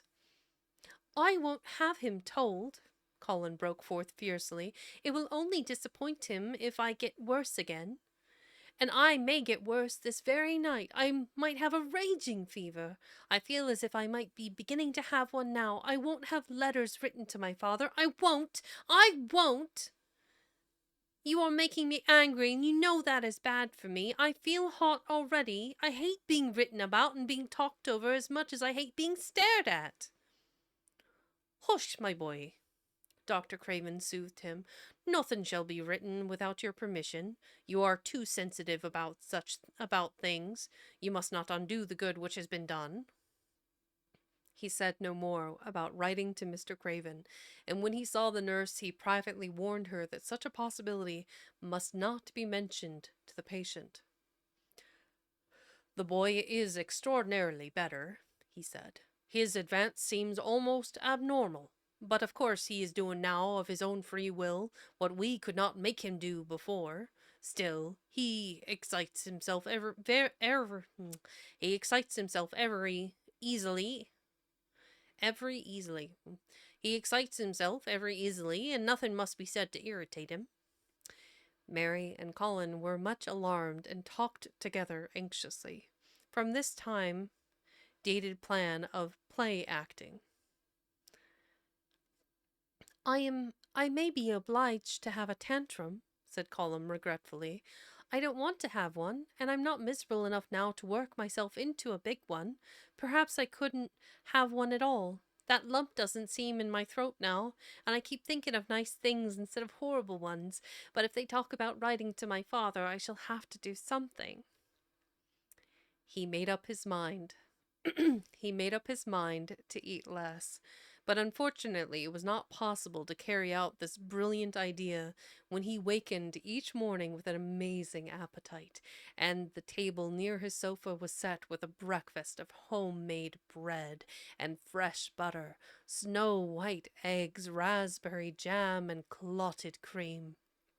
Mary always breakfasted with him, and when they found themselves at the table, particularly if there were delicate slices of sizzling ham sending forth tempting odors from under a hot silver cover, they would look into each other's eyes in desperation. I think we shall have to eat it all this morning. I think we shall have to eat it all this morning, Mary, Colin always ended by saying. We can't send away some of the lunch and get a great deal of dinner. But they never found they could send away anything, and the highly polished condition of the empty plates returned to the pantry awakened much comment. I do wish, Colin would say also, I do wish the slices of ham were thicker, and one muffin each is not enough for anyone. It's enough for a person who is going to die, answered Mary when first she heard this, but it's not enough for a person who is going to live. I sometimes feel as if I could eat 3 when those nice, fresh heather and gorse smells from the moor come pouring in at the window. The morning that Dickon, after they had been enjoying themselves in the garden for about 2 hours, went behind a big rose bush and brought forth 2 tin pails and revealed that one was full of rich new milk with cream on the top of it, and that the other held cottage-made currant buns folded in a clean blue and white napkin. Buns so carefully tucked in that they were still hot. There was a riot of surprised joyfulness. What a wonderful thing for Mrs. Sowerby to think of. What a kind, clever woman she must be. How good the buns were, and what delicious fresh milk. Magic is in her just as it is in Dickon, said Colin. It makes her think of ways to do things. Nice things. She is a magic person. Tell her we are grateful, Dickon, extremely grateful. He was given to using rather grown-up phrases at times. He enjoyed them. He liked this so much that he improved upon it. Tell her she has been most bounteous, and our gratitude is extreme. And then, forgetting his grandeur, he fell to and stuffed himself with buns and drank milk out of the pail in copious draughts, in the manner of any hungry little boy who had been taking unusual exercise and breathing in moorland air, and whose breakfast was more than 2 hours behind him. This was the beginning of many agreeable incidents of the same kind. They actually awoke to the fact that, as Miss Sowerby had 14 people to provide food for, she might not have enough to satisfy 2 extra appetites every day. So they asked her to let them send some of their shillings to buy things. Dickon made the stimulating discovery that in the wood in the park outside the garden, where Mary had first found him piping to the wild creatures, there was a deep little hollow where you could build a sort of tiny oven with stones and roast potatoes and eggs in it. Roasted eggs were a previously unknown luxury, and very hot potatoes with salt and fresh butter in them were fit for a woodland king. Besides, being deliciously satisfying, you could both buy potatoes and eggs. Eat as many as you liked without feeling as if you were taking food out of the mouths of 14 people. Every beautiful morning the magic was worked by the mystic circle under the plum tree, which provided a canopy of thickening green leaves after its brief blossom time was ended. After the ceremony, Colin always took his walking exercise, and throughout the day he exercised his newly found power at intervals. Each day he grew stronger, and could walk more steadily and cover more ground, and each day his belief in the magic grew stronger, as well it might. He tried one experiment after another as he felt himself gaining strength, and it was Dickon who showed him the best things of all. Yesterday, he said one morning after an absence. This is definitely Dickon. Yesterday, he said one morning after an absence, I went to Thwaite for mother, and near the Blue Cow Inn I seed Bob Haworth. He's the strongest chap on the moor. He's the champion wrestler, and he can jump higher than any other chap and throw the hammer farther. He's gone all the way to Scotland for the sports some years. He's knowed me ever since I was a little un, and he's a friendly sort, and I axed him some questions. The gentry calls him an athlete, and I thought, oh thee, Mr. Colin, and I said, how did thou make the muscles stick out that way, Bob? Did thou do anything extra to make thyself so strong? And he says, well, yes, lad, I did. A strong man in a show that came to Thwaite once showed me how to exercise my arms and legs and every muscle in my body. And I says, could a delicate chap make himself stronger with 'em, Bob? And he laughed and says, art thou the delicate chap? And I says, no, but I knows a young gentleman that's getting well of a long illness, and I wish I knowed some of them tricks to tell him about. I didn't say no names, and he didn't ask none. He's friendly, same as I said, and he stood up and showed me good-natured like, and I imitated what he did till I knowed it by heart. Colin had been listening excitedly. Can you show me? He cried. Will you? I, to be sure, Dickon answered, getting up. But he says that mun do. Gentle at first, and be careful not to tire thyself. Rest in between times, and take deep breaths, and don't overdo. I'll be careful, said Colin. Show me. Dickon, you are the most magic boy in the world. Dickon stood up on the grass and slowly went through a carefully practical but simple series of muscle exercises. Colin watched them with widening eyes. He could do a few while he was sitting down. Presently, he did a few gently, while he stood upon his already steadied feet. Mary began to do them also. Soot, who was watching the performance, became much disturbed and left his branch and hopped about restlessly because he could not do them too. Poor Soot. From that time, the exercises were part of the day's duties as much as the magic was. It became possible for both Colin and Mary to do more of them each time they tried, and such appetites were the results that, but for the basket Dickon put down behind the bush each morning when he arrived, they would have been lost. But the little oven in the hollow and Mrs. Sowerby's bounties were so satisfying that Mrs. Medlock and the nurse and Dr. Craven became mystified again. You can trifle with your breakfast and seem to disdain your dinner if you are full to the brim with roasted eggs and potatoes and richly frothed new milk and oat cakes and buns and heather honey and clotted cream. They are eating next to nothing, said the nurse. They'll die of starvation if they can't be persuaded to take some nourishment, and yet see how they look. Look! Exclaimed Mrs. Medlock indignantly. I'm moithered to death with them. They're a pair of young Satans, burst in their jackets one day and the next turning up their noses at the best meals cook can tempt them with. Not a mouthful of that lovely young fowl and bread sauce did they set a fork into yesterday, and the poor woman fair invented a puddin' for them, and back it's sent. She almost cried. She's afraid she'll be blamed if they starve themselves into their graves. Dr. Craven came and looked at Colin long and carefully. He wore an extremely worried expression when the nurse talked with him and showed him the almost untouched tray of breakfast she had saved for him to look at.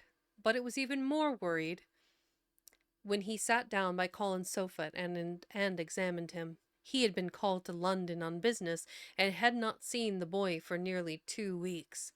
When young things begin to gain health, they gain it rapidly. The waxen tinge had left Colin's skin, and a warm rose showed through it. His beautiful eyes were clear, and the hollows under them and in his cheeks and temples had filled out. His once dark, heavy locks had begun to look as if they sprang healthily from his forehead and were soft and warm with life. His lips were fuller and of a normal color. In fact, as an imitation of a boy who was confirmed invalid, he was a disgraceful sight. Dr. Craven held his chin in his hand and thought him over. I'm sorry to hear that you do not eat anything, he said. That will not do. You will lose all you have gained, and you have gained amazingly. You ate so well a short time ago. I told you it was an unnatural appetite, answered Colin. Mary was sitting on her stool near by, and she suddenly made a very queer sound, which she tried so violently to repress that she ended by almost choking. What is the matter? Said Dr. Craven, turning to look at her. Mary became quite severe in her manner. It was something between a sneeze and a cough, she replied with reproachful dignity, and it got into my throat. But, she said afterward to Colin, I couldn't stop myself. It just burst out, because all at once I couldn't help remembering that last big potato you ate and the way your mouth stretched when you bit through that thick, lovely crust with jam and clotted cream on it. Is there any way in which those children can get food secretly? Dr. Craven inquired of Mrs. Medlock. There's no way unless they dig it out of the earth or pick it off the trees, Mrs. Medlock answered. They stay out in the grounds all day and see no one but each other, and if they want anything different to eat from what's been sent up to them, they need only ask for it. Well, said Dr. Craven, so long as going without food agrees with them, we need not disturb ourselves. The boy's a new creature. So is the girl, said Mrs. Medlock. She's begun to be downright pretty since she's filled out and lost her ugly little sour look. Her hair's grown thick and healthy looking, and she's got a bright color. The glummest, ill-natured little thing she used to be, and now her and Master Colin laugh together like a pair of crazy young ones. Perhaps they're growing fat on that. Perhaps they are, said Dr. Craven. Let them laugh.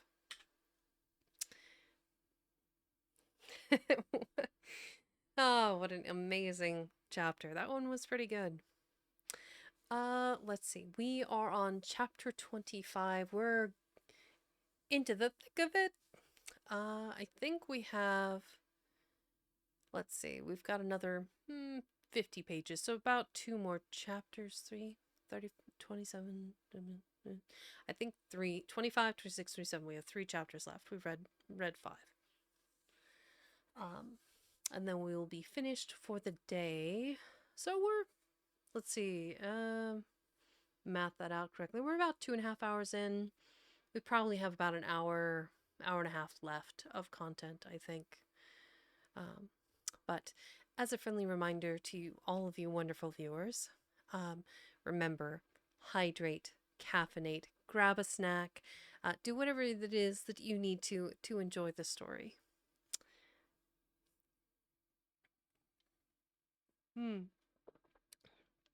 I think next week I have a very short story, and it'll probably just be two episodes for it. I was thinking about doing Briar Rose, aka Sleeping Beauty, for the next one. I thought it would be nice to go back to a shorter story, just a little variety. I don't know, through April, I'd like to do probably the short story, then maybe Anne of Green Gables. That's another kind of springtime-y story. I haven't decided yet. We'll figure it out. I'm due for a poet. I know Lord Byron was like multiple episodes, but I could probably pick somebody else that's a bit shorter. Um, just looking at my wall of books to, to see which one might catch my eye. But I'll have to give it some thought. Is everyone doing okay? Everyone taking care of themselves? Stretching if you need to? Standing up, giving yourself a good stretch? I hope you're all doing well. Also, as a friendly reminder, you are all my dear Librophiles. And you know, Cooney, you were so kind to gift a sub. Let me give you one. How do I do that? There we go. There. Share the gift. Share the love. There we go. Yay! One gifted tier 1 sub to Cooney for being so generous. I'd gift one to Higara, but they have given so many. It's so kind. Where was I? Okay. We're on to chapter 20. Maybe a spot more or two piece of this bread.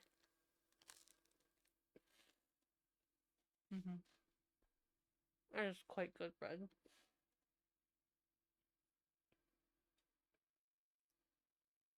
Mm-hmm.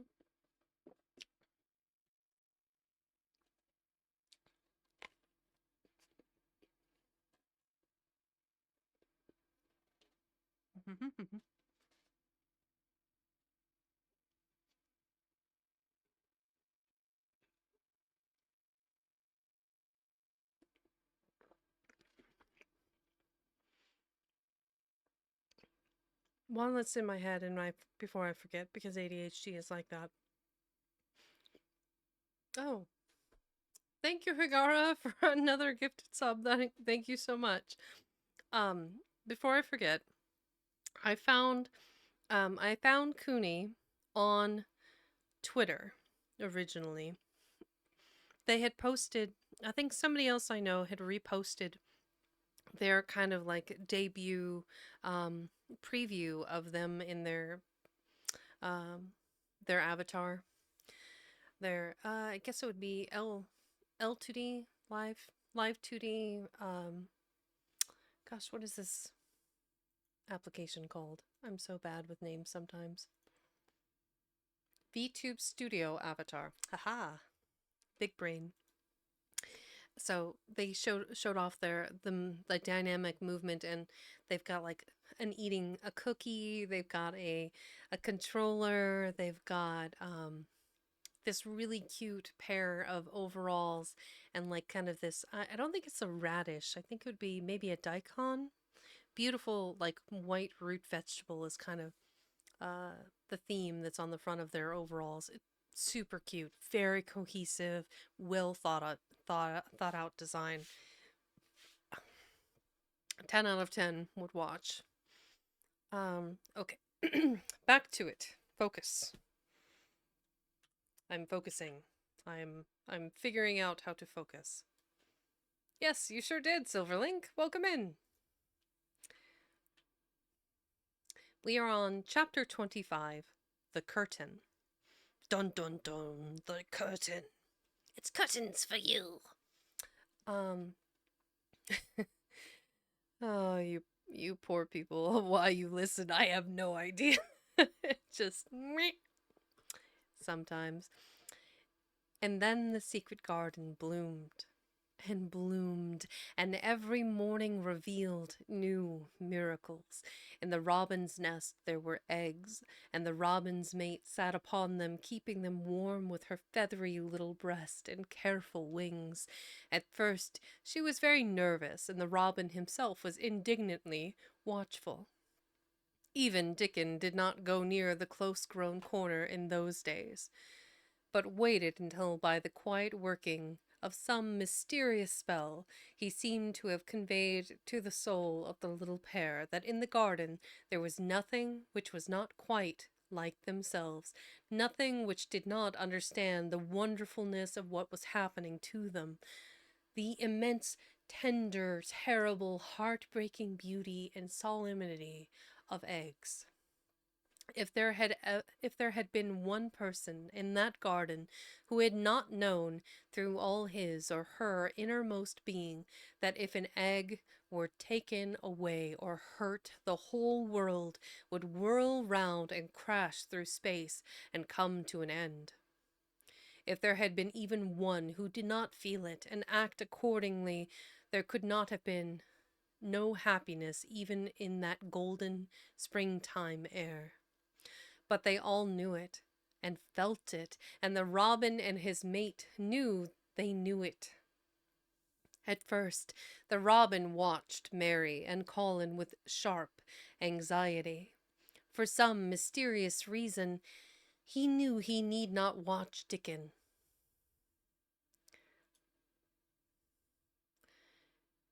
The first moment he set his dew-bright eyes on Dickon, he knew he was not a stranger, but a sort of robin without beak or feathers.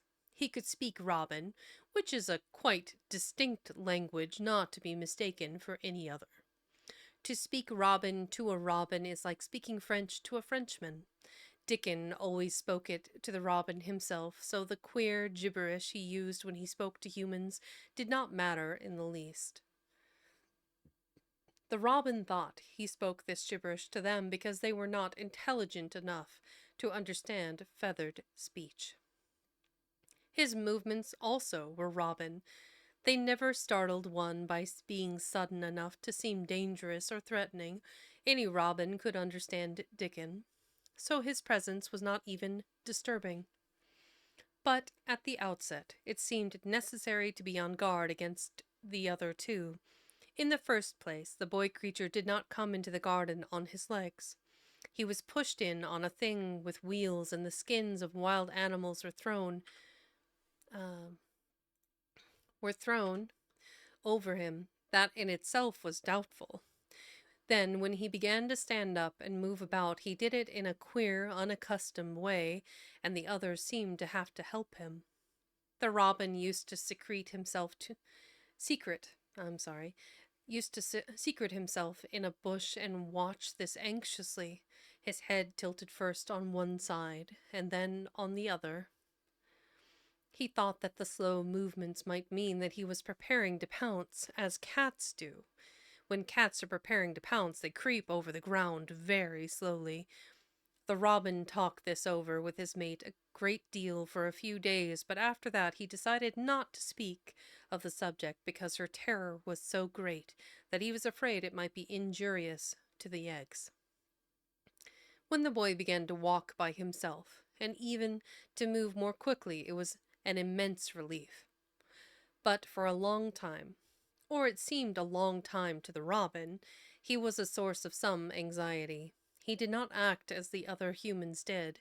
He seemed very fond of walking, but he had a way of sitting or lying down for a while, and then getting up in a disconcerting manner to begin again.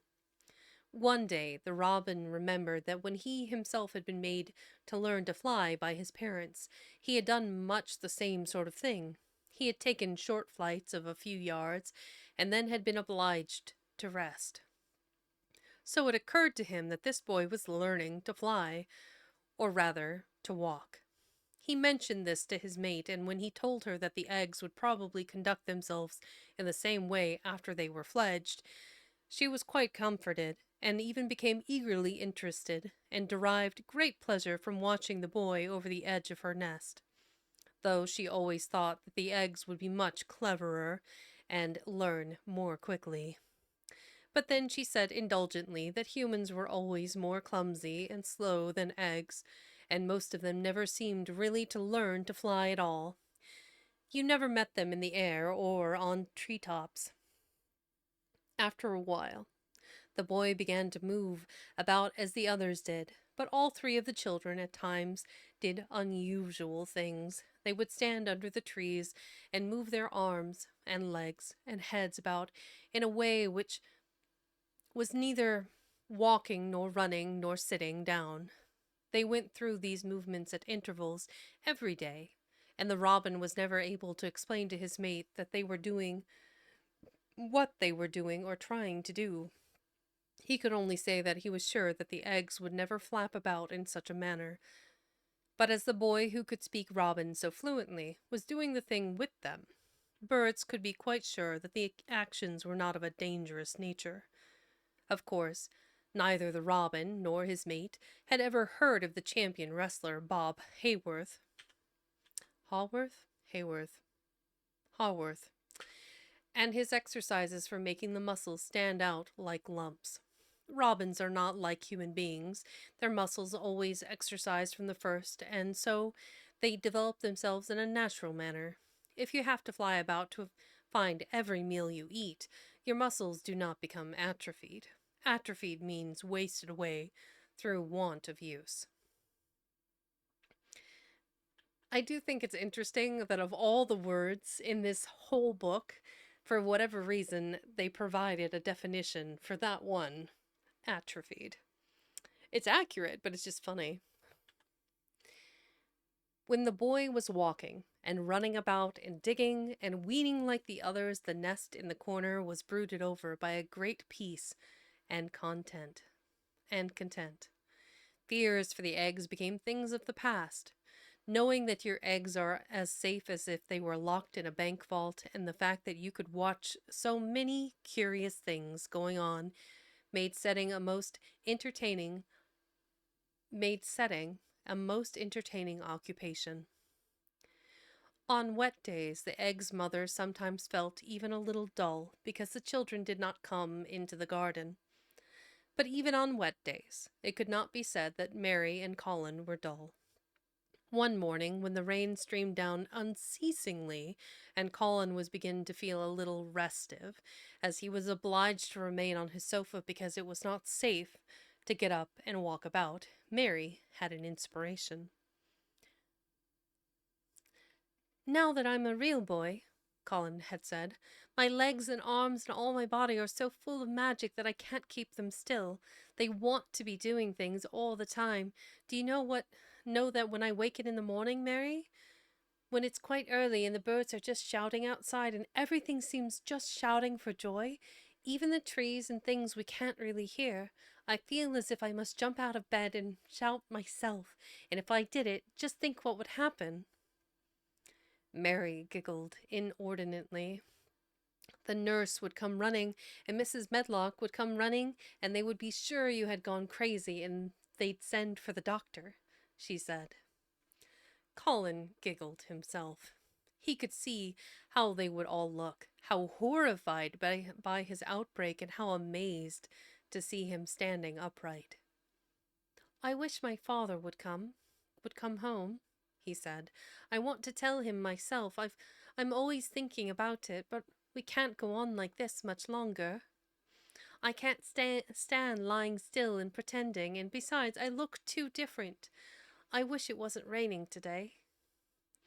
It was then Mistress Mary had her inspiration. Colin, she said mysteriously, do you know how many rooms there are in this house?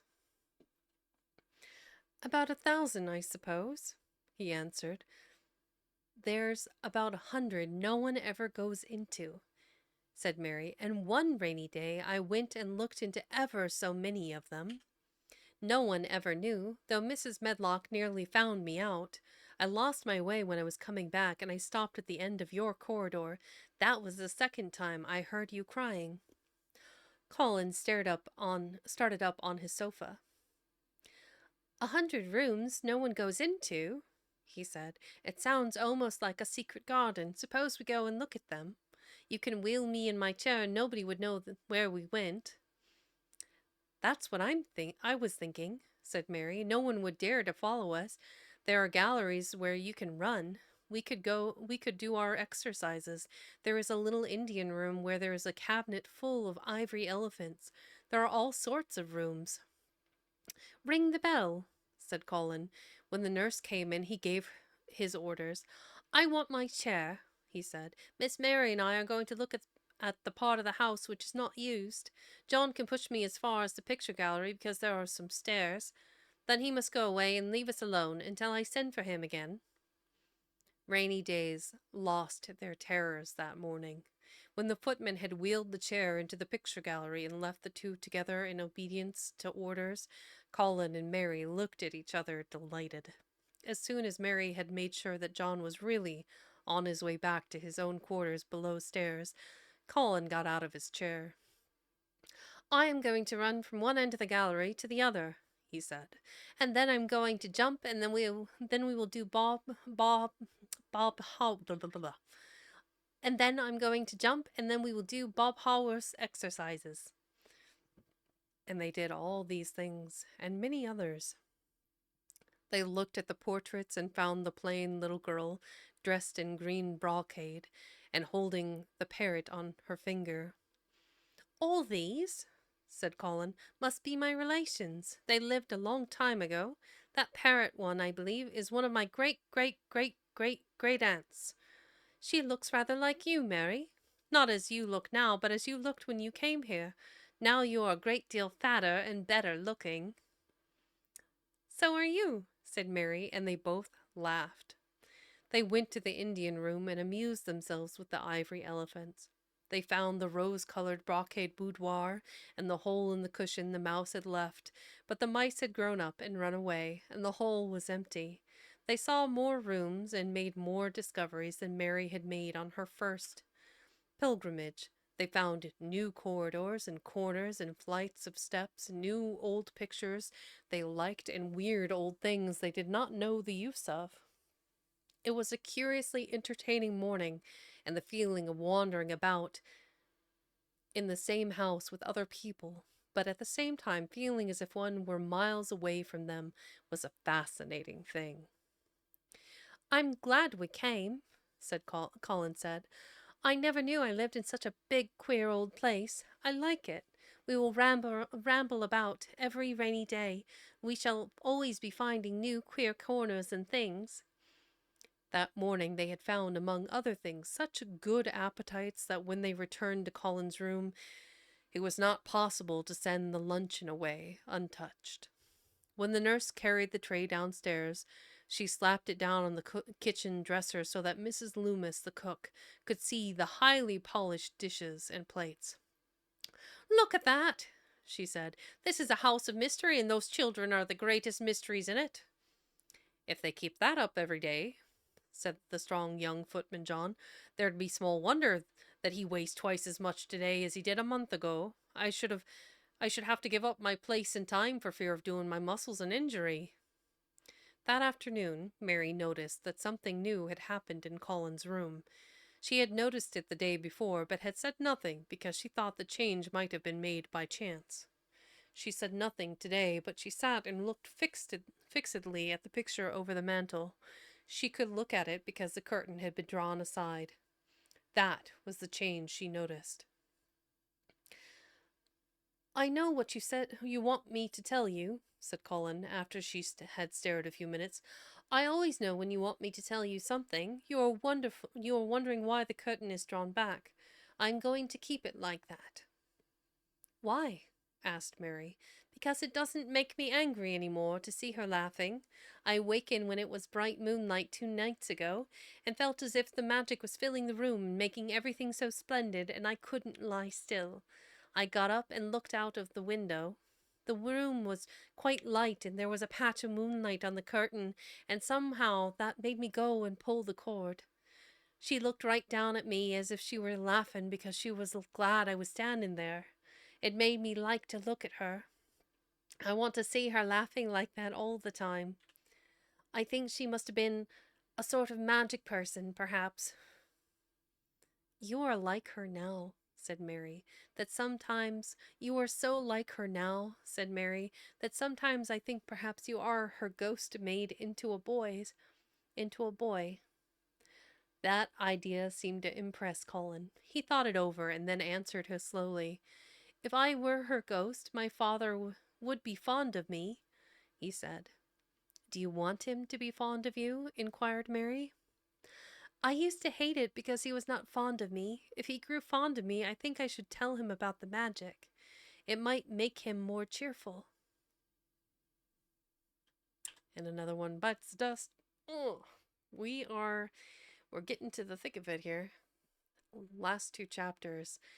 Okay, with that, since I have to run an ad and I won't be able to read an entire chapter, we'll go on a short break. I'll go use the restroom. We'll run an ad, and when we come back, we'll finish the book.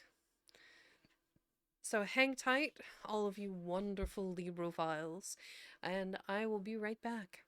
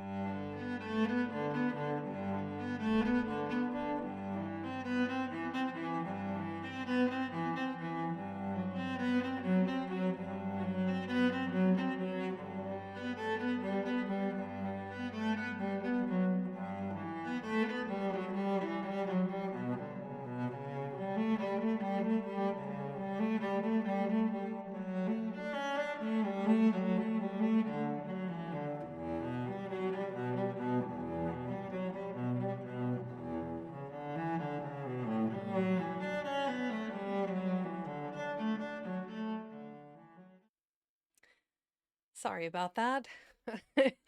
My cat and I were having a disagreement about what space she can be in, which, while I'm streaming, not in my office. Anyway, I digress. Right? Standard. Standard, yeah, just standard operating. Okay. We are on to chapter 26. So, one of the last two chapters today, and hopefully, no more need for any more ads today. So, that being said, dun dun dun, diddly-dee, chapter 26. It's Mother. It's Mother!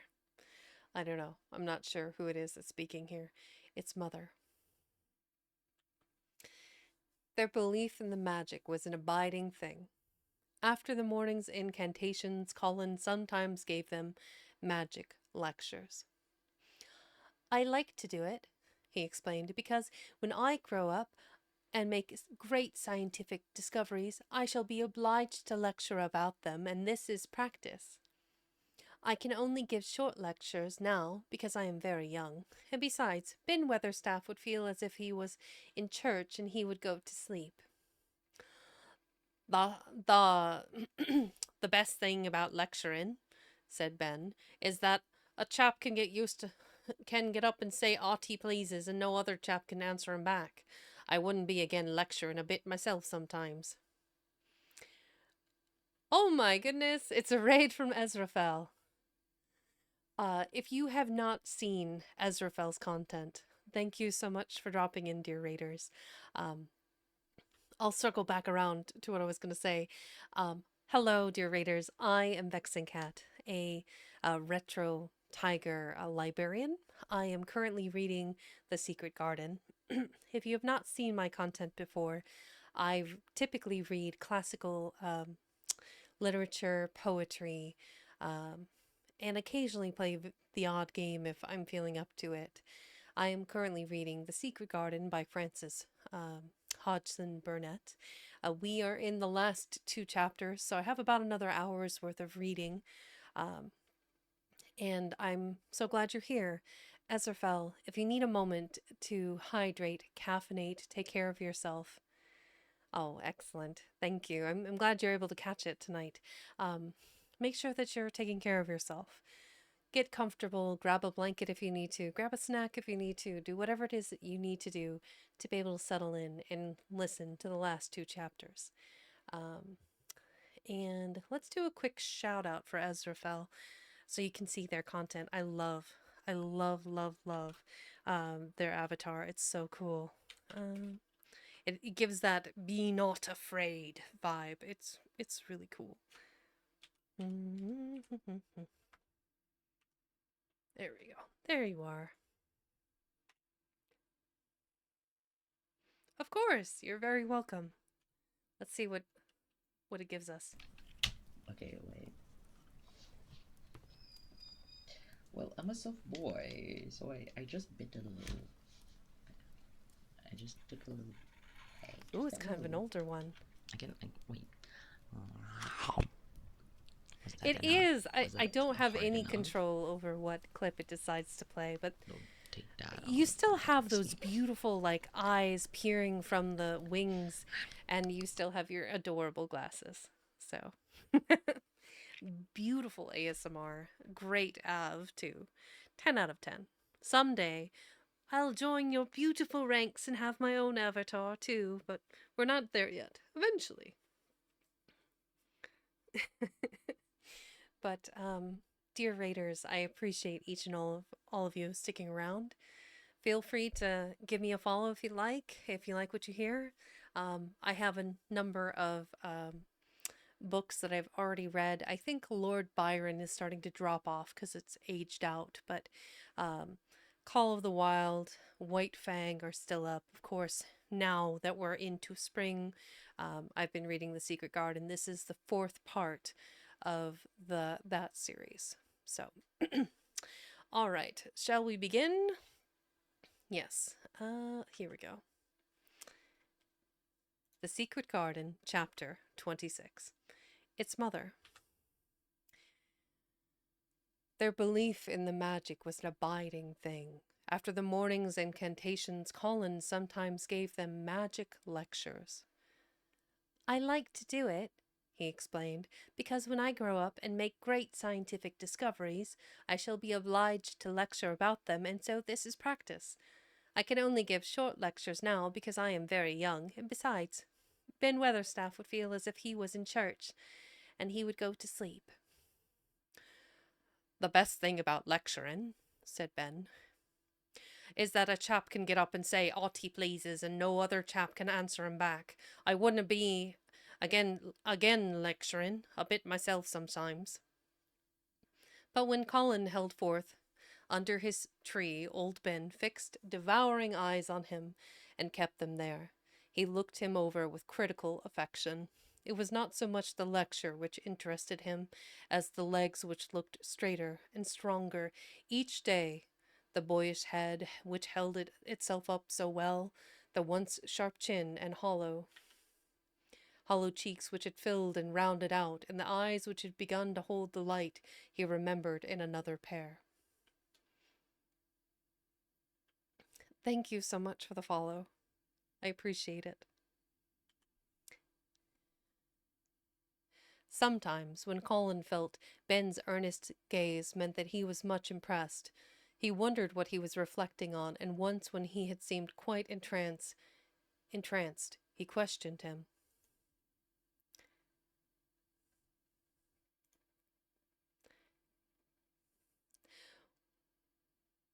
What are you thinking about, Ben Weatherstaff? He asked. I was thinking, answered Ben, as I'd warrant tha's gone up 3 or 4 pound this week. I was thinking, I was looking at thy calves and thy shoulders. I'd like to get thee on a pair of scales. It's the magic, and Mrs. Sowerby's buns and milk and things, said Colin. You see, the scientific experiment was succeeded. That morning, Dickon was too late to hear the lecture. When he came in, he was ruddy with running, and his funny face looked more twinkling than usual, as they had a good deal of weeding to do after the rains they fell to work. They always had plenty to do after a warm, deep, sinking rain. The moisture which was good for the flowers was also good for the weeds, which thrust up tiny blades of grass and points of leaves which must be pulled up before their roots took too firm hold. Colin was as good at weeding as any one in these days, and he could lecture while he was doing it.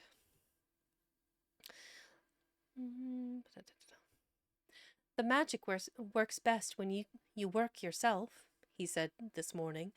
You can feel it in your bones and muscles. I am going to read books about bones and muscles, but I am going to write a book about magic. I am making it up now. I keep finding out things. It was not very long after that he had said this that he had laid down his trowel and stood up on his feet. He had been silent for several minutes, and they had seen that he was thinking out lectures, as he often did. When he dropped his towel and stood upright, it seemed to Mary and Dickon as if a sudden strong thought had made him do it. He stretched himself out to his tallest height, and he threw out his arms exultantly. Color glowed in his face, and his strange eyes widened with joyfulness. All at once he had realized something to the full. "Mary, Dickon," he cried, just look at me." They stopped their weeding and looked at him. "Do you remember that first morning you brought me in here?" he demanded. Dickon was looking at him very hard. Being an animal charmer, he could see more things than most people could, and many of them were things he never talked about. He saw some of them now in this boy. "Aye, that we do," he answered. Mary looked hard too, but she said nothing. "Just this minute," said Colin, "all at once I remembered it myself, when I looked at my hand digging with the trowel, and I had to stand up on my feet to see if it was real. And it is real. I'm well. I'm well." "Aye, that thou art," said Dickon. I'm well, said Colin again, and his face went quite red all over. He had known it before, in a way. He had hoped it, and felt it, and thought about it, but just at that minute something had rushed all through him, and a sort of rapturous belief. Ah, that's funny. A rapturous belief and realization, and it had been so strong that he could not help calling out.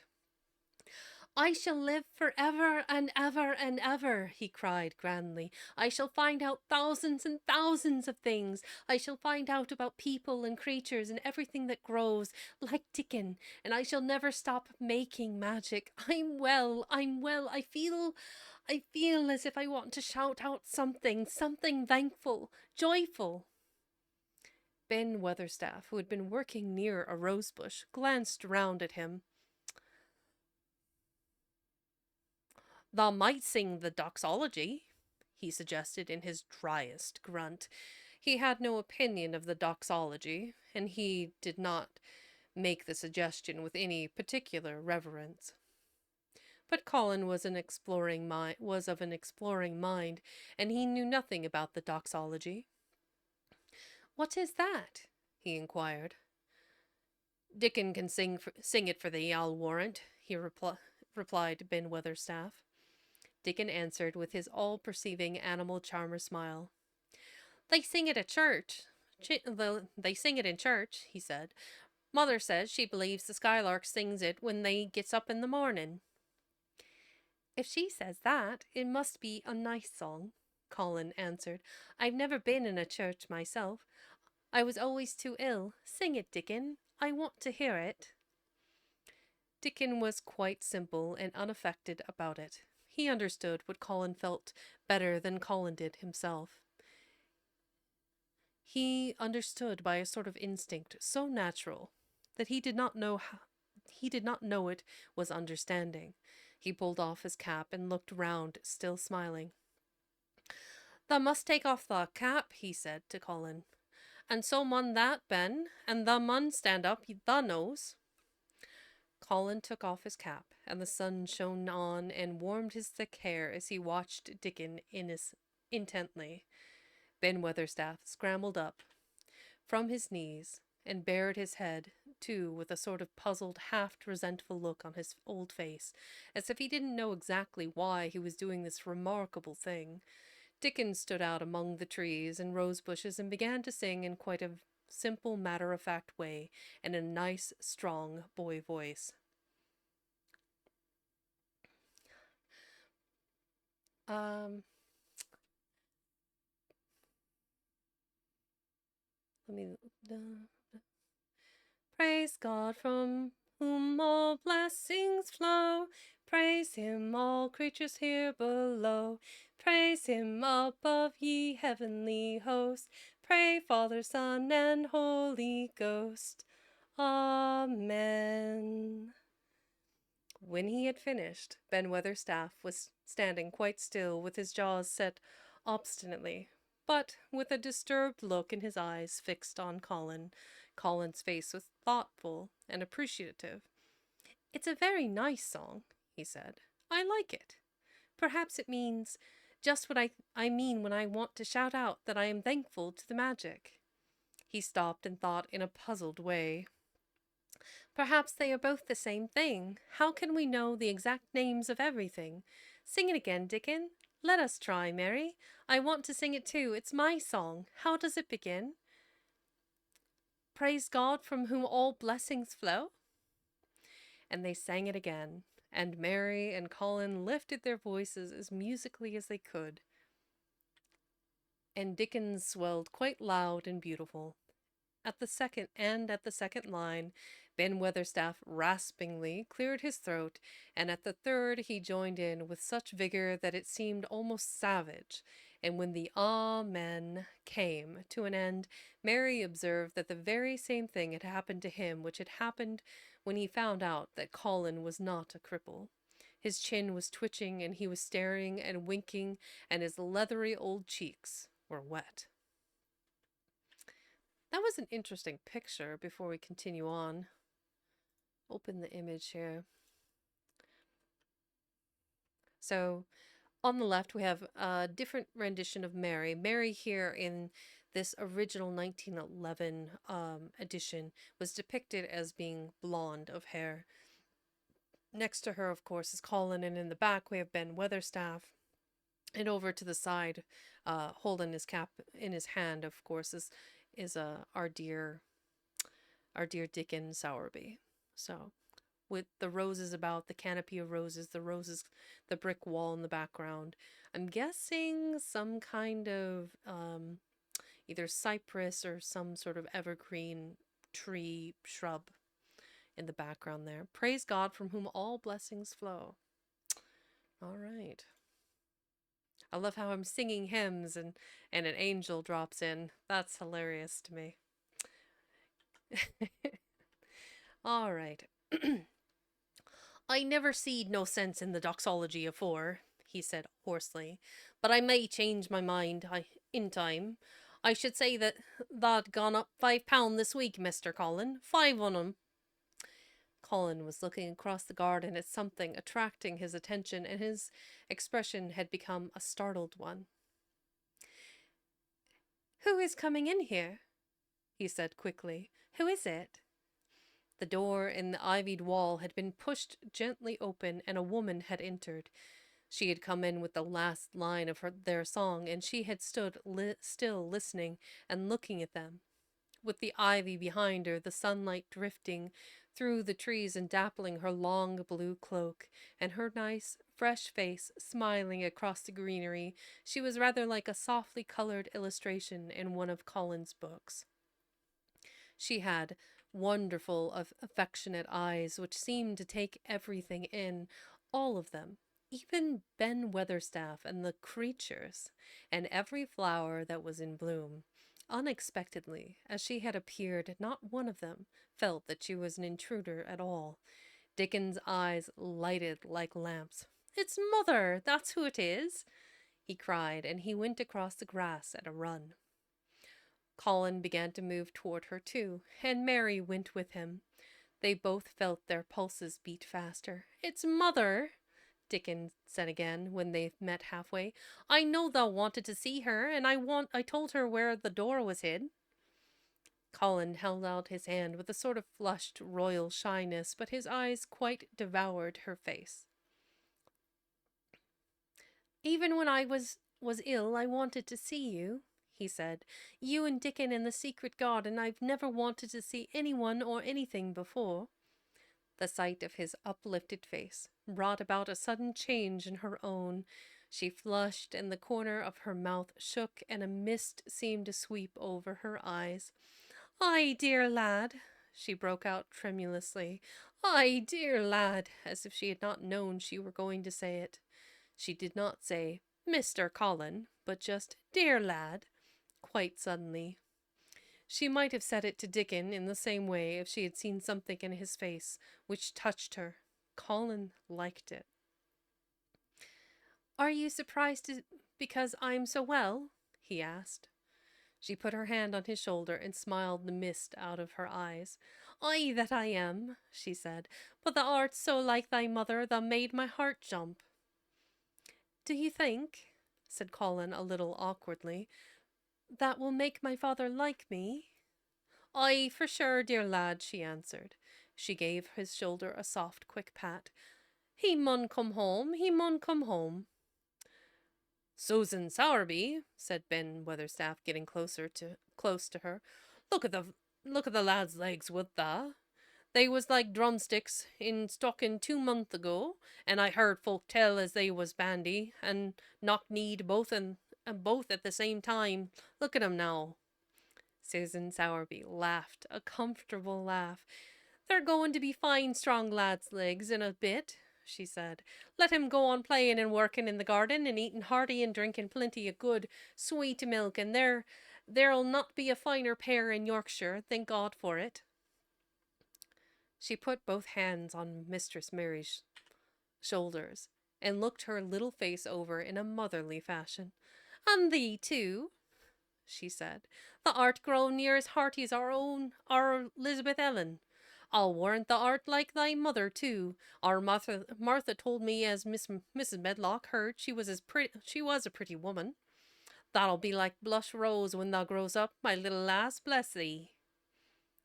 She did not mention that when Martha came home on her day out and described the plain, sallow child, she had said that she had no confidence whatever in what Mrs. Medlock had heard.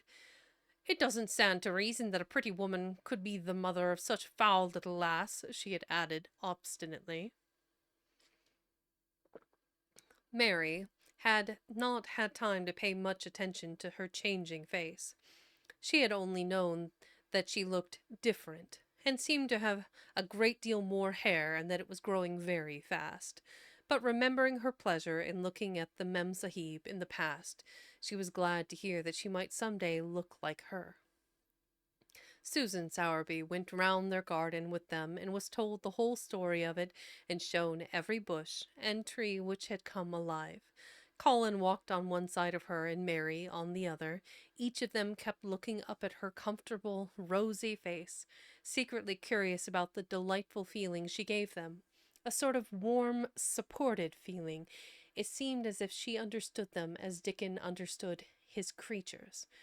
She stooped over the flowers and talked about them as if they were children. Soot followed her and once or twice cawed at her and flew upon her shoulder as if it were Dickens. When they told her about the robin and the first flight of the young ones, she laughed a motherly little mellow laugh in her throat. I suppose learning 'em to fly is like learning children to walk, but I'm feared I should be all in a worrit if mine had wings instead of legs, she said. It was because she seemed such a wonderful woman in her nice moorland cottage way that at last she was told about the magic. Do you believe in magic? Asked Colin after he explained about Indian fakirs. I do hope you do. That I do, lad, she answered. I never knowed it by that name, but what does the name matter? I warrant they call it a different name in France and a different one in Germany.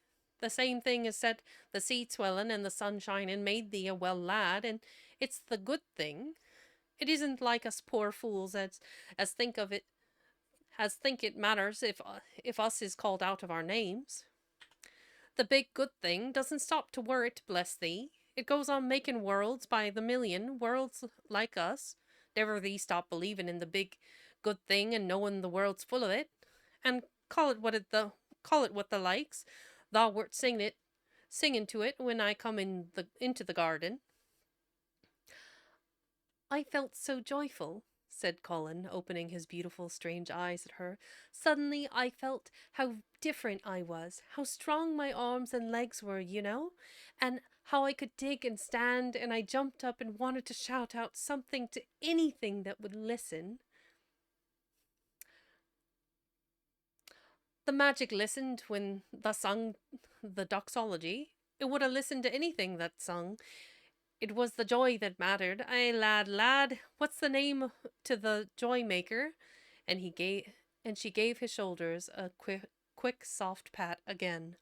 She had packed a basket, which held a regular feast this morning, and when the hungry hour came and Dickon brought it out from its hiding place, she sat down with them under their tree and watched them devour their food, laughing and quite gloating over their appetites. She was full of fun and made them laugh at all sorts of odd things.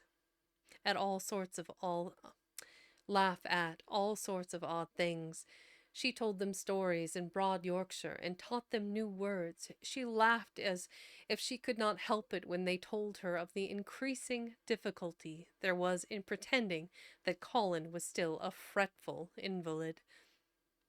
You see, we can't help laughing nearly all the time when we are together, explained Colin, and it doesn't sound ill at all. We try to choke it back, but it will burst out, and that sounds worse than ever.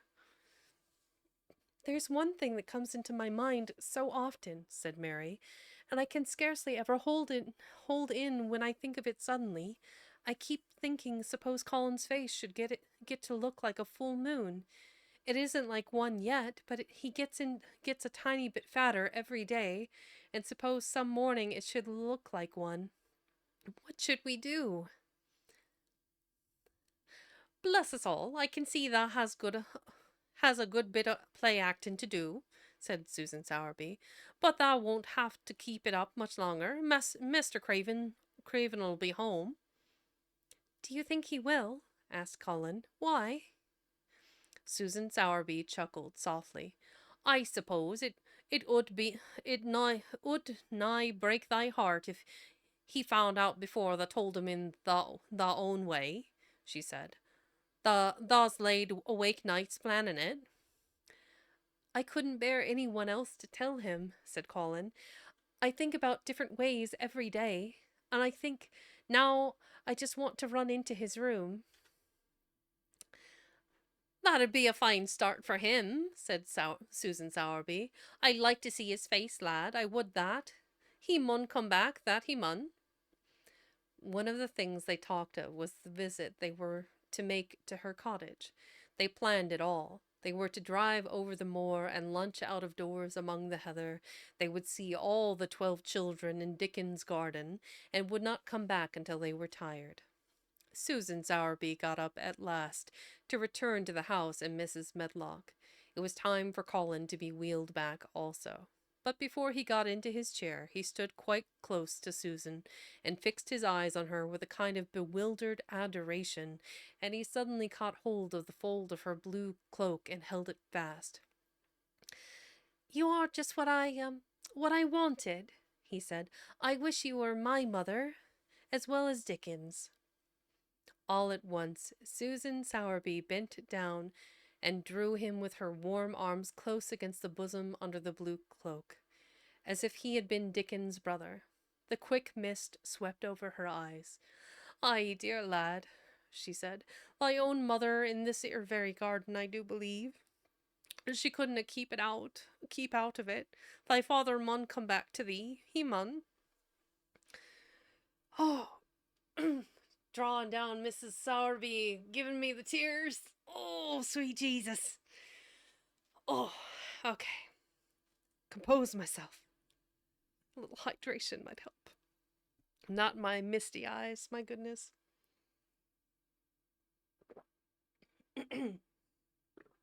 Pardon. Whew, okay. So we're into the yes, Zed, 100%. Just tears, just rolling down my face. Oh my gosh. That line. Thy own mother's in this ere very garden, I do believe. She couldna keep out of it, thy father mun come back to thee. He mun. That that is some powerful stuff right there. But Susan Sowerby is just a more cottager, salt of the earth, just good woman, hard working, great mother, housekeeper, doing everything she can to keep her children well by. Just she's a good one. Yeah. We could all do with mothers like Mrs. Sowerby, who chide us when we need chiding and hide us when we need hiding. You know, she's a good egg. Okay, we are on to chapter 27, in the garden.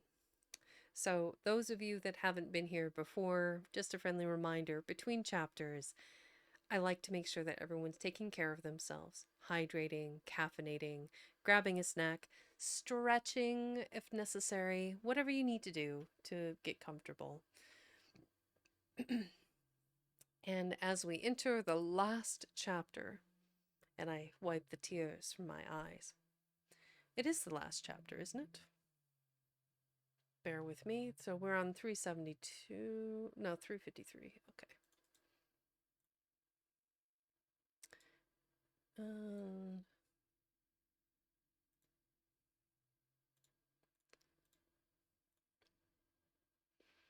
Let's see. That is. Yep. We're on the last one.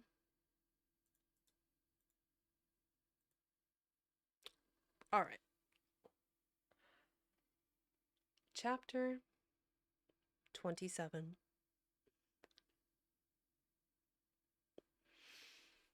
in the garden. In each century since the beginning of the world, wonderful things have been discovered. In the last century, more amazing things were found out than in any century before. In this new century, hundreds of things still more astounding will be brought to light. At first, people refuse to believe that a strange new thing can be done. Then they begin to hope it can be done. Then they see it can be done. Then it is done, and all the world wonders why it was not done centuries ago. One of the new things people began to find out in the last century was that thoughts, just mere thoughts, are as powerful as electric batteries, as good for one as sunlight is, or as bad for one as poison. This is 1911, and she is just spitting straight bars.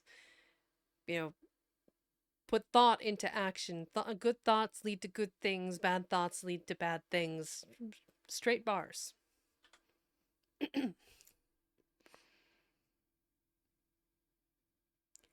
To let a sad thought or a bad one get into your mind is as dangerous as letting a scarlet fever germ get into your body. If you let it stay there after it has got in, you may never get over it as long as you live. So long as Mistress Mary's mind was full of disagreeable thoughts about her dislikes and sour opinions of people and her determination not to be pleased by or interested in anything, she was a yellow-faced, sickly, bored, and wretched child. Circumstances, however, were very kind to her, though she was not at all aware of it. They began to push her about for her own good. When her mind gradually filled itself with robins, and moorland cottages crowded with children, with queer, crabbed old gardeners and common little Yorkshire housemaids, with springtime and with secret gardens coming alive day by day, and also with a moor boy and his creatures, there was no room left for the disagreeable thoughts which affected her liver and her digestion and made her yellow and tired. So long as Colin shut himself up in his room and thought only of his fears and weakness and his detestation of people who looked at him and reflected hourly on humps and early death, he was a hysterical, half-crazy little hypochondriac who knew nothing of the sunshine and the spring, and also did not know that he could get well and could stand upon his feet if he tried to do it. When new, beautiful thoughts began to push out the old hideous ones, life began to come back to him. His blood ran healthily through his veins, and strength poured into him like a flood. His scientific experiment was quite practical and simple, and there was nothing weird about it at all. Much more surprising things can happen to anyone who, when a disagreeable or discouraged thought comes into his mind, just has the sense to remember in time and push it out by putting in an agreeable, determined, courageous one. Two things cannot be in one place. Where you tend a rose, my lad, a thistle cannot grow. While the secret garden was coming alive, and two children were coming alive with it, there was a man wandering about certain far away, beautiful places in the Norwegian fjords and the valleys and mountains of Switzerland. And he was a man who, for 10 years, had kept his mind filled with dark and heartbroken thinking. He had not been courageous. He had never tried to put any other thoughts in the place of the dark ones. He had wandered by blue lakes and thought them. He had lain on mountainsides with sheets of deep blue gentians blooming all about him and flower breaths filling all the air, and he had thought them. A terrible sorrow, and he had thought them. A terrible sorrow had fallen upon him when he had been happy, and he had let his soul fill itself with blackness, and had refused obstinately to allow any rift of light to pierce through. He had forgotten and deserted his home and his duties. When he had traveled about, darkness so brooded over him that the sight of him was a wrong done to other people because it was as if he poisoned the air about him with gloom. Most strangers thought he must be either half mad or a man with some hidden crime on his soul. He was a tall man, with a drawn face and crooked shoulders, and the name he always entered on hotel registers was Archibald Craven, Misselthwaite Manor, Yorkshire, England. He had travelled far and wide since the day he saw Mistress Mary in his study, and told her she might have her bit of earth. He had been in the most beautiful places in Europe, though he had remained nowhere more than a few days. He had chosen the quietest and remotest spots. He had been on the tops of mountains whose heads were in the clouds, and had looked down on the other mountains when the sun rose and touched them with such light as it made it seem as if the world were just being born. But the light had never seemed to touch himself until one day, when he realized that for the first time in 10 years a strange thing had happened. He was in a wonderful valley in the Austrian Tyrol, and he had been walking alone through such beauty as might have lifted any man's soul out of shadow. He had walked a long way, and it had not lifted his. But at last he had felt tired, and had thrown himself down to rest on a carpet of moss by a stream. It was a clear little stream, which ran quite merrily along on its narrow way through the luscious, damp greenness. Sometimes it made a sound rather like a very low laughter as it bubbled over and round stones. He saw birds come and dip their heads to drink in it, and then flick their wings and fly away.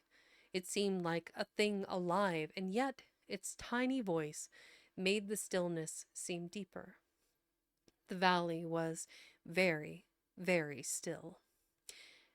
As he sat gazing into the clear running of the water, Archibald Craven gradually felt his mind and body both grow quiet, as quiet as the valley itself. He wondered if he were going to sleep, but he was not.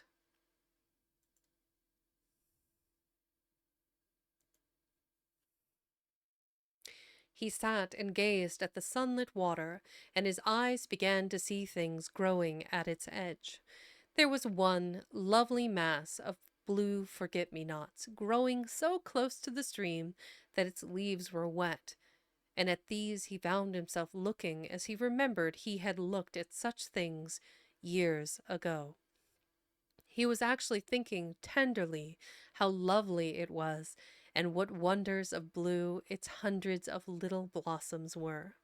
He did not know that just that simple thought was slowly filling his mind, filling and filling it, until other things were softly pushed aside. It was as if a sweet, clear spring had begun to rise in a stagnant pool, and had risen and risen until at last it swept the dark water away. But of course he did not think of this himself. He only knew that the valley seemed to grow quieter and quieter as he sat and stared at the bright, delicate blueness. He did not know how long he sat there, or what was happening to him, but at last he moved as if he were awakening, and he got up slowly and stood on the moss carpet, drawing a long, deep, soft breath, and wondering at himself. Something seemed to have been unbound and released in him very quietly. "What is it?" he said, almost in a whisper, and he passed his hand over his forehead. "I almost feel as if I were alive." I do not know enough about the wonderfulness of undiscovered things to be able to explain how this had happened to him. Neither does anyone else yet. He did not understand at all himself, but he remembered this strange hour months afterward when he was at Misselthwaite again. And he found out quite by accident that on this very day Colin had cried out as he went into the secret garden, "I am going to live for ever and ever and ever." The singular calmness remained with him the rest of the evening, and he slept a new, reposeful sleep, but it was not with him very long. He did not know that it could be kept. By the next night he had opened the doors wide to his dark thoughts, and they had come trooping and rushing back. He left the valley and went on his wandering way again, but strange as it seemed to him, there were minutes, sometimes half hours, when, without his knowing why, the black burden seemed to lift itself again, and he knew he was a living man and not a dead one. Slowly, slowly, for no reason that he knew of, he was coming alive with the garden. As the golden summer changed into the deeper golden autumn, he went to the lake of Como. There he found the loveliness of a dream. He spent his days upon the crystal blueness of the lake, or he walked back into the soft, thick verdure of the hills, and tramped until he was tired so that he might sleep. But by this time he had begun to sleep better, he knew, and his dreams had ceased to be a terror to him. Perhaps, he thought, perhaps, he thought, my body is growing stronger. It was growing stronger, but because of the rare, peaceful hours when his thoughts were changed, his soul was slowly growing stronger too. He began to think of Misselthwaite, and wonder if he should not go home. Now and then he wondered vaguely about his boy, and asked himself what he should feel when he went and stood by the carved four-posted bed again, and looked down at the sharply chiseled ivory-white face, while it slept, and the black lashes rimmed so startlingly, yes, black lashes rimmed so startlingly,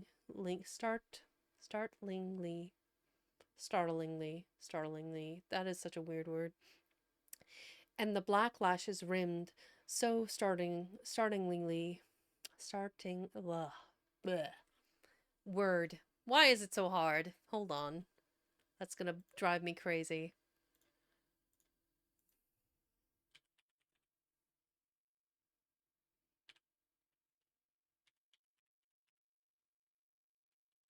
If I could spell.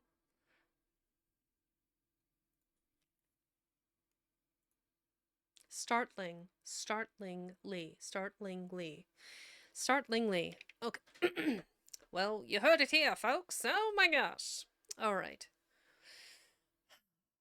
And the black lashes rimmed so startlingly the close-shut eyes, he shrank from it. One marvel of a day, he had walked so far that when he returned, the moon was high and full, and all the world was purple shadow and silver. The stillness of lake and shore and wood was so wonderful that he did not go into the villa he lived in.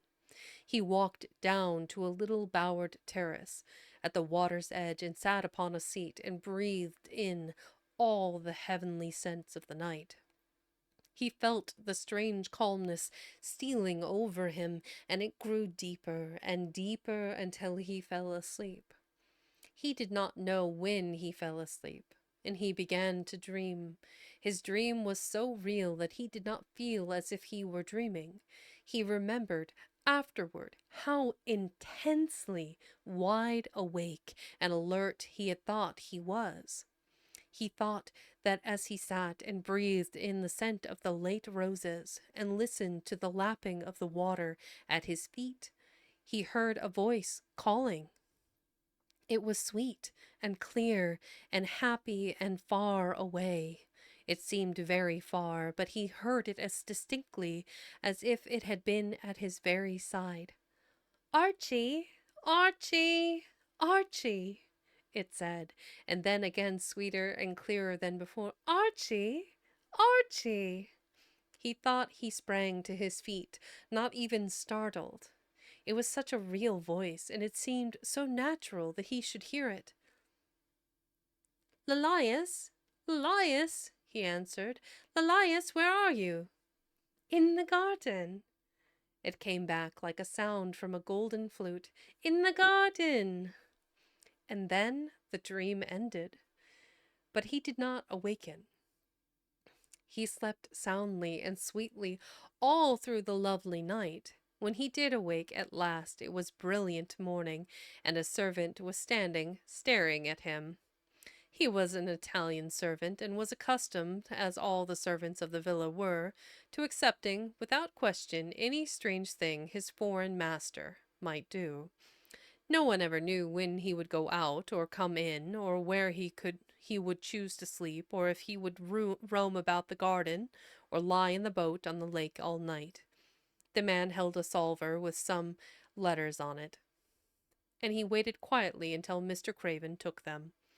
When he had gone away, Mr. Craven sat a few moments holding them in his hand and looking at the lake. His strange calm was still upon him, and something more, a lightness as if the cruel thing which had been done had not happened as he thought, as if something had changed. He was remembering the dream, the real dream. In the garden, he said, wondering at himself. In the garden, but the door is locked and the key is buried deep. When he glanced at the letters a few minutes later, he saw that the one lying at the top of the rest was an English letter and had come from Yorkshire.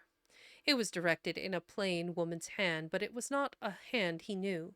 He opened it, scarcely thinking of the writer, but the first words attracted his attention at once. Dear Sir, I am Susan Sowerby that made bold to speak to you once on the moor. It was about Miss Mary I spoke. I will make bold to speak again. Please, sir, I would come home if I was you. I think you would be glad to come, and if you will excuse me, sir, I think your lady would ask you to come if she was here. Your obedient servant, Susan Sowerby. Mr. Craven read the letter twice before he put it back in its envelope. He kept thinking about the dream. I will go back to Misselthwaite, he said. Yes, I'll go at once. And he went through the garden to the villa and ordered Pitcher to prepare for his return to England. In a few days he was in Yorkshire again, and on his long railroad journey he found himself thinking of his boy as he had never thought in all the 10 years past. During those years he had only wished to forget him. Now, though he did not intend to think about him, memories of him constantly drifted into his mind. He remembered the black days when he had raved like a madman because the child was alive and the mother was dead.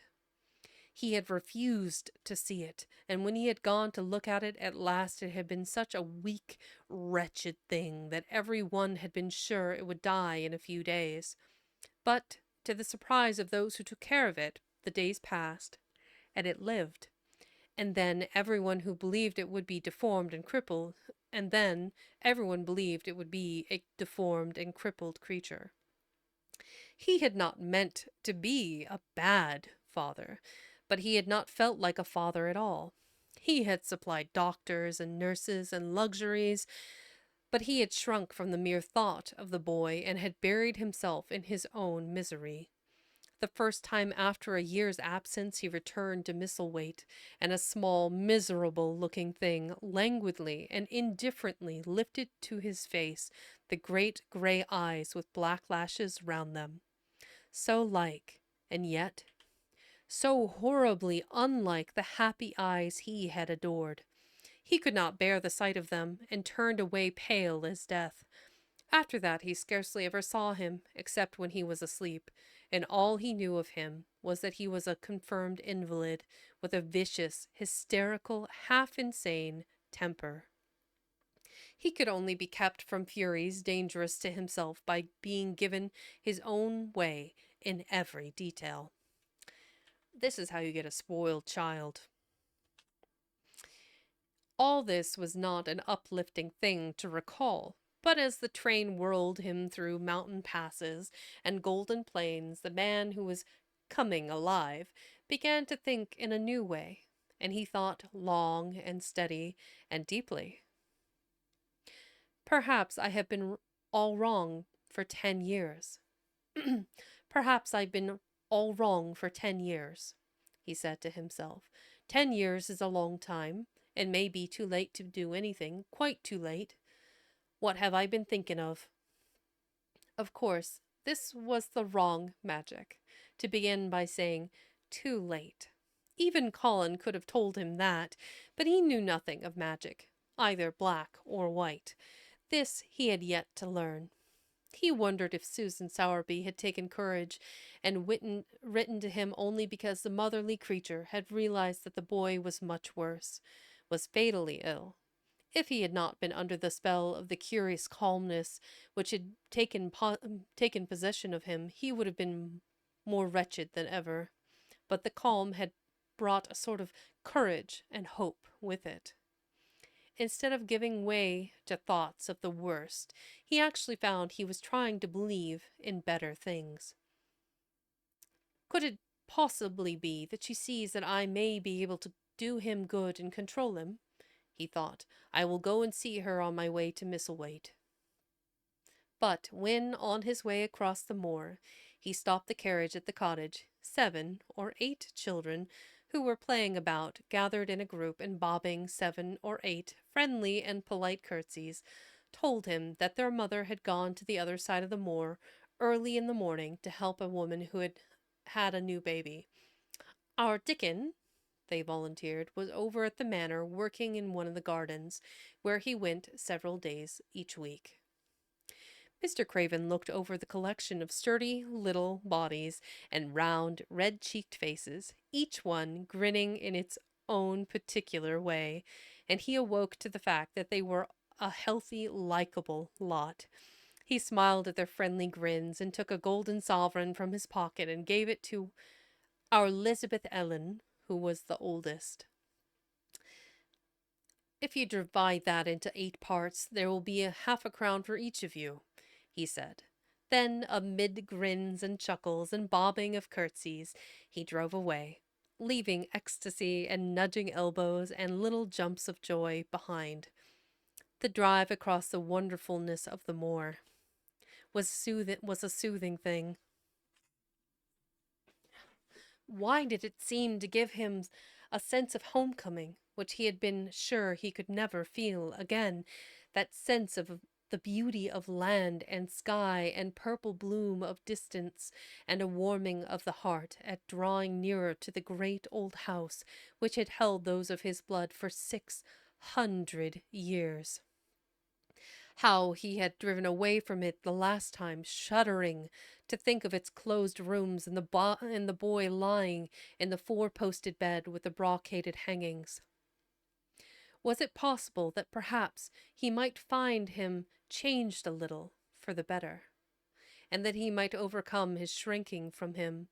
How real that dream had been, how wonderful and clear that voice which called back to him, "In the garden, in the garden." I will try to find the key, he said. I will try to open the door. I must, though I don't know why. When he arrived at the manor, the servants who received him with the usual ceremony noticed that he looked better, and that he did not go to the remote rooms where he usually lived, attended by Pitcher. He went into the library and sent for Mrs. Medlock. She came to him somewhat excited and curious and flustered. "How is Master Colin, Medlock?" he inquired. "Well, sir," Mrs. Medlock answered, he's different, in a manner of speaking." "Worse?" he suggested. Mrs. Medlock really was flustered. Well, you see, sir, she tried to explain, neither Dr. Craven nor the nurse nor me can exactly make him out. Why is that?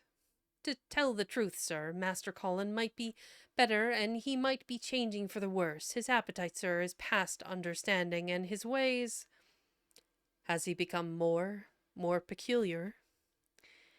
Her master asked, knitting his brows anxiously. That's it, sir. He's growing very peculiar. When you compare him with what he used to be, he used to eat nothing, and then suddenly he began to eat something enormous, and then he stopped again all at once, and the meals are sent back just as they used to be. You never knew, sir. Perhaps that out of doors he never would let himself be taken. The things we've gone through to get him to go out in his chair would leave a body trembling like a leaf. He'd throw himself into such a state that Dr. Craven said he couldn't be responsible for forcing him. Well, sir, just without warning, not long after one of his worst tantrums, he suddenly insisted on being taken out every day by Miss Mary and Susan Sowerby's boy, Dickon, that could push his chair. He took a fancy to both Miss Mary and Dickon brought his tame animals, and if you'll credit it, sir, out of doors he will stay from morning until night. How does he look? Was the next question. If he took his food natural, sir, you'd think he was putting on flesh. But we're afraid it may be of a sort of bloat. He laughs sometimes in a queer way when he's alone with Miss Mary. He never used to laugh at all. Dr. Craven is coming to see you at once, if you'll allow him. He never was as puzzled in his life. Where is Master Colin now? Mr. Craven asked. In the garden, sir. He's always in the garden, though not a human creature is allowed to go near for fear they'll look at him. Mr. Craven scarcely heard her last words. In the garden, he said, and after he had sent Mrs. Medlock away, he stood and repeated again and again, in the garden. He had to make an effort to bring himself back to the place he was standing in, and when he felt he was on earth again, he turned and went out of the room. He took his way, as Mary had done, through the door in the shrubbery. The shrubbery! And among the laurels and the fountain beds. The fountain was playing now, and was encircled by beds of brilliant autumn flowers. He crossed the lawn and turned into the long walk by the ivied walls. He did not walk quickly, but slowly, and his eyes were on the path. He felt as if he were being drawn back to the place he had so long forsaken, and he did not know why. As he drew near to it, his step became still more slow. He knew where the door was, even though the ivy hung thick over it, but he did not know exactly where it lay, that buried key. So he stopped and stood still, looking about him, and almost the moment after he had paused, he started and listened, asking himself if he were walking in a dream. The ivy hung thick over the door. The key was buried under the shrubs. No human being had passed that portal for 10 lonely years. And yet, inside the garden, there were sounds. They were the sounds of running, scuffling feet, seeming to chase round and round under the trees. They were strange sounds of lowered, suppressed voices. Exclamations and smothered, joyous cries. It seemed actually like the laughter of young things, the uncontrollable laughter of children who were trying not to be heard, but who, in a moment or so, as their excitement mounted, would burst forth.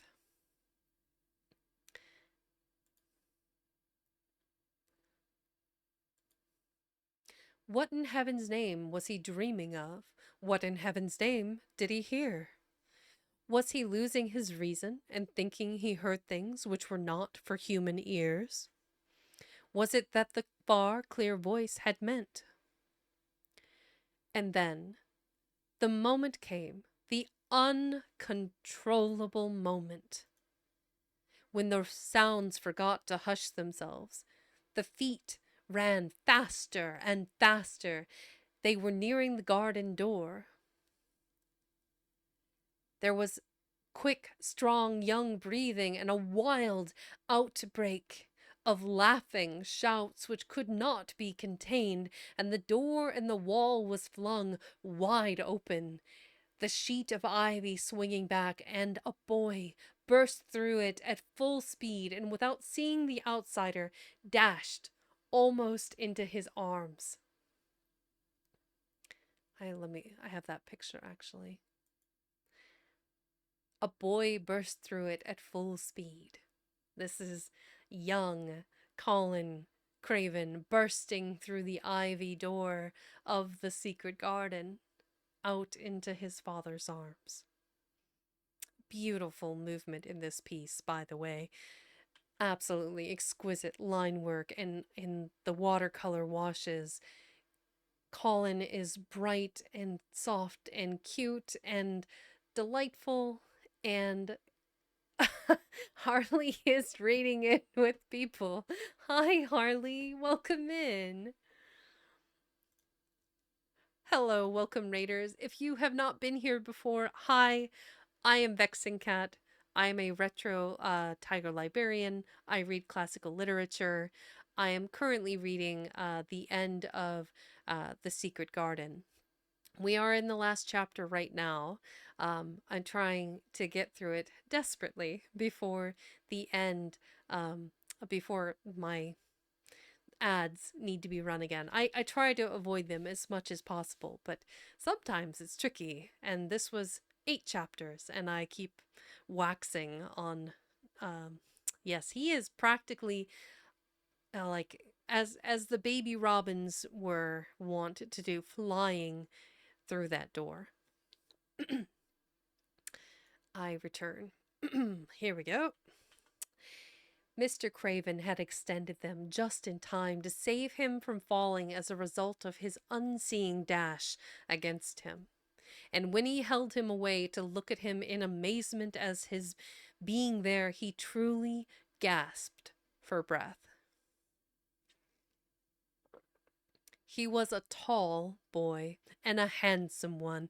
He was glowing with life, and his running had sent splendid color leaping to his face. He threw the thick hair back from his forehead and lifted a pair of strange gray eyes. Eyes full of boyish laughter and rimmed with black lashes like a fringe. It was the eyes which made Mr. Craven gasp for breath. Harley, trying to avoid the ads, like, quick, we need to go somewhere, anywhere, no more ads. It's a big mood, I feel that. Who? What? Who? He stammered. This is not what Colin had expected. This was not what he had planned. He had never thought of such a meeting, and yet to come dashing out, winning a race. Perhaps it was even better. He drew himself up to his very tallest. Mary, who had been running with him and had dashed through the door too, believed that he managed to make himself look taller than he had ever looked before. Inches taller. Father, he said, I'm Colin. You can't believe it. I scarcely can myself. I'm Colin. Like Mrs. Medlock, he did not understand what his father meant when he said hurriedly, In the garden. In the garden? Yes, hurried on Colin. It was the garden that did it, and Mary and Dickon and the creatures and the magic. No one knows. We kept it to tell you when you came. I'm well. I can beat Mary in a race. I'm going to be an athlete. He said it all so like a healthy boy, his face flushed, his words tumbling over each other in his eagerness, that Mr. Craven's soul shook with unbelieving joy. Colin put out his hand and laid it on his father's arm. Aren't you glad, father? He ended. Aren't you glad? I'm going to live forever and ever and ever. Mr. Craven put his hands on both the boy's shoulders and held him still. He knew he dared not even try to speak for a moment. "Take me into the gardens, my boy," he said at last, "and tell me all about it." And so they led him in. The place was a wilderness of autumn gold and purple and violet blue and flaming scarlet, and on every side were sheaves of late lilies standing together, lilies which were white or white and ruby. He remembered well when the first of them had been planted, that just at this season of the year their late glories should reveal themselves.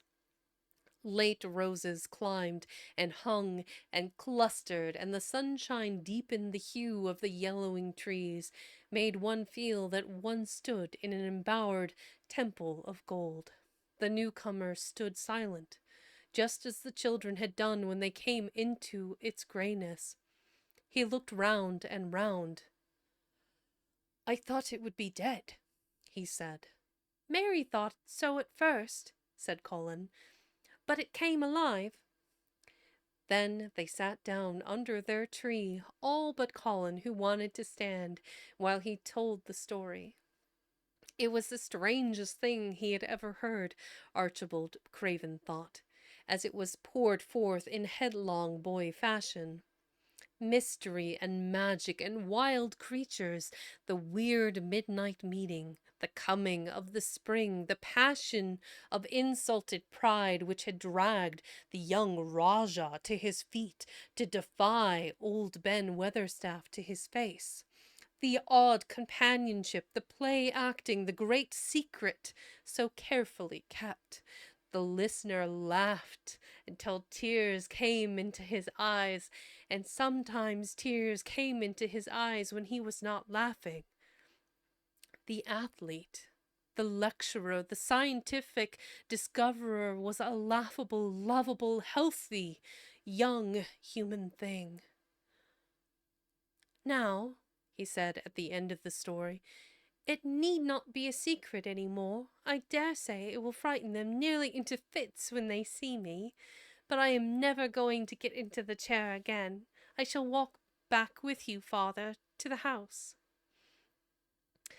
Ben Weatherstaff's duties rarely took him away from the gardens, but on this occasion he made an excuse to carry some vegetables to the kitchen, and being invited into the servants' hall by Mrs. Medlock to drink a glass of beer, he was on the spot, as he had hoped to be, when the most dramatic event Misselthwaite Manor had seen during the present generation actually took place.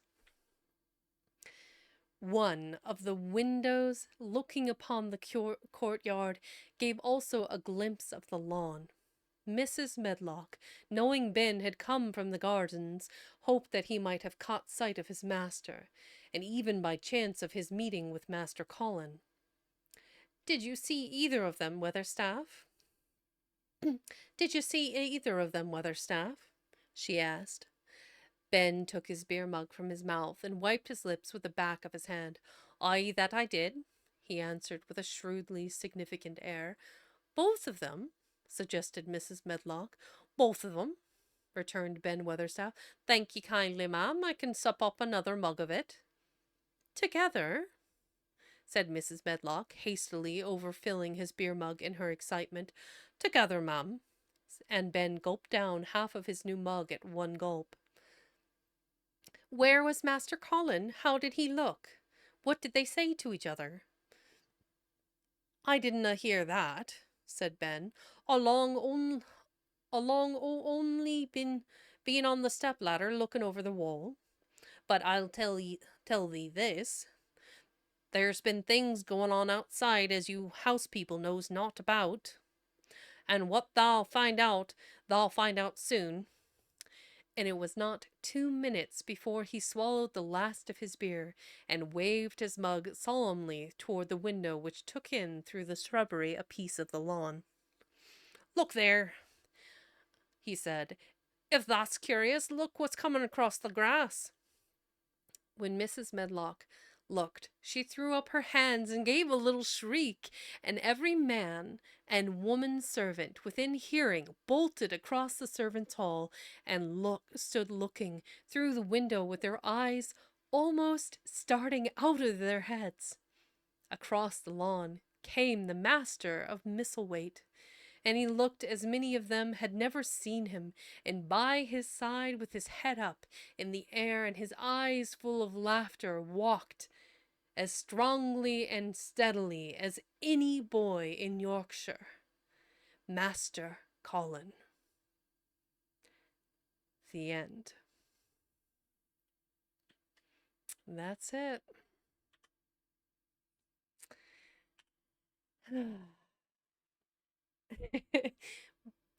With all their eyes almost starting out of their heads. I can just imagine everyone's eyes just, gasps, full gasps, hands in the air. Hi, Mara, welcome in. Everyone's just like, what is going on? What the deuce? What magic sorcery is this? Yes. Absolutely amazing.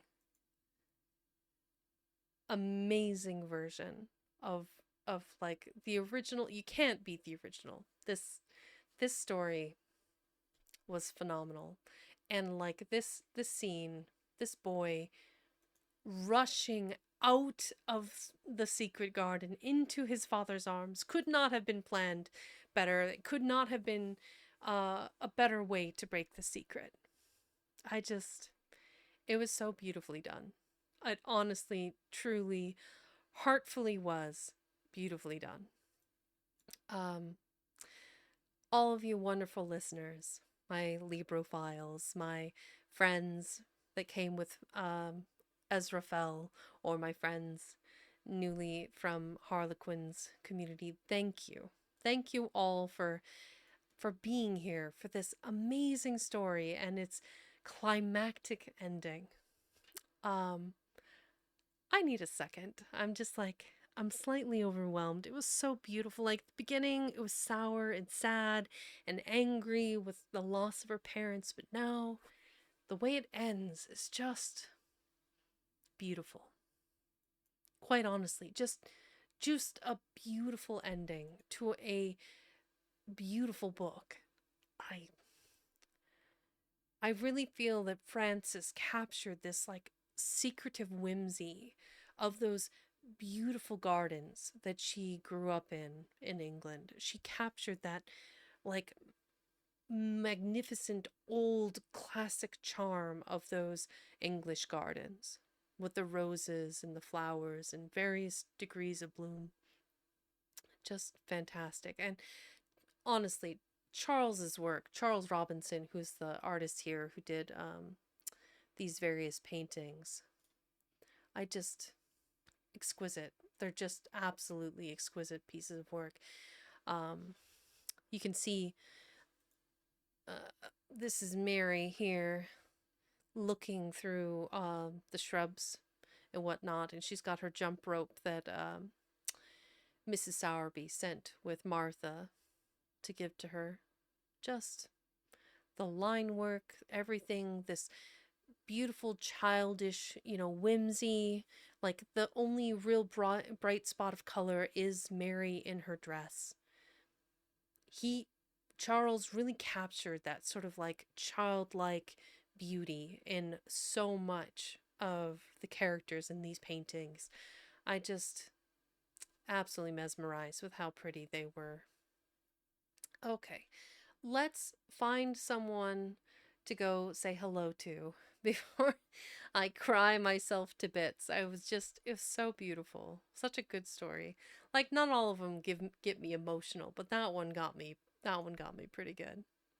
Like, just imagining them crossing the lawn and into, um, into the house, and all of the servants having no idea that Colin had been working tirelessly and exercising and becoming strong and healthy, and the master of Misselwaite, Archibald, being able to find him and walking back with that weight off his shoulders of the morose dark thoughts that had been plaguing him for 10 years.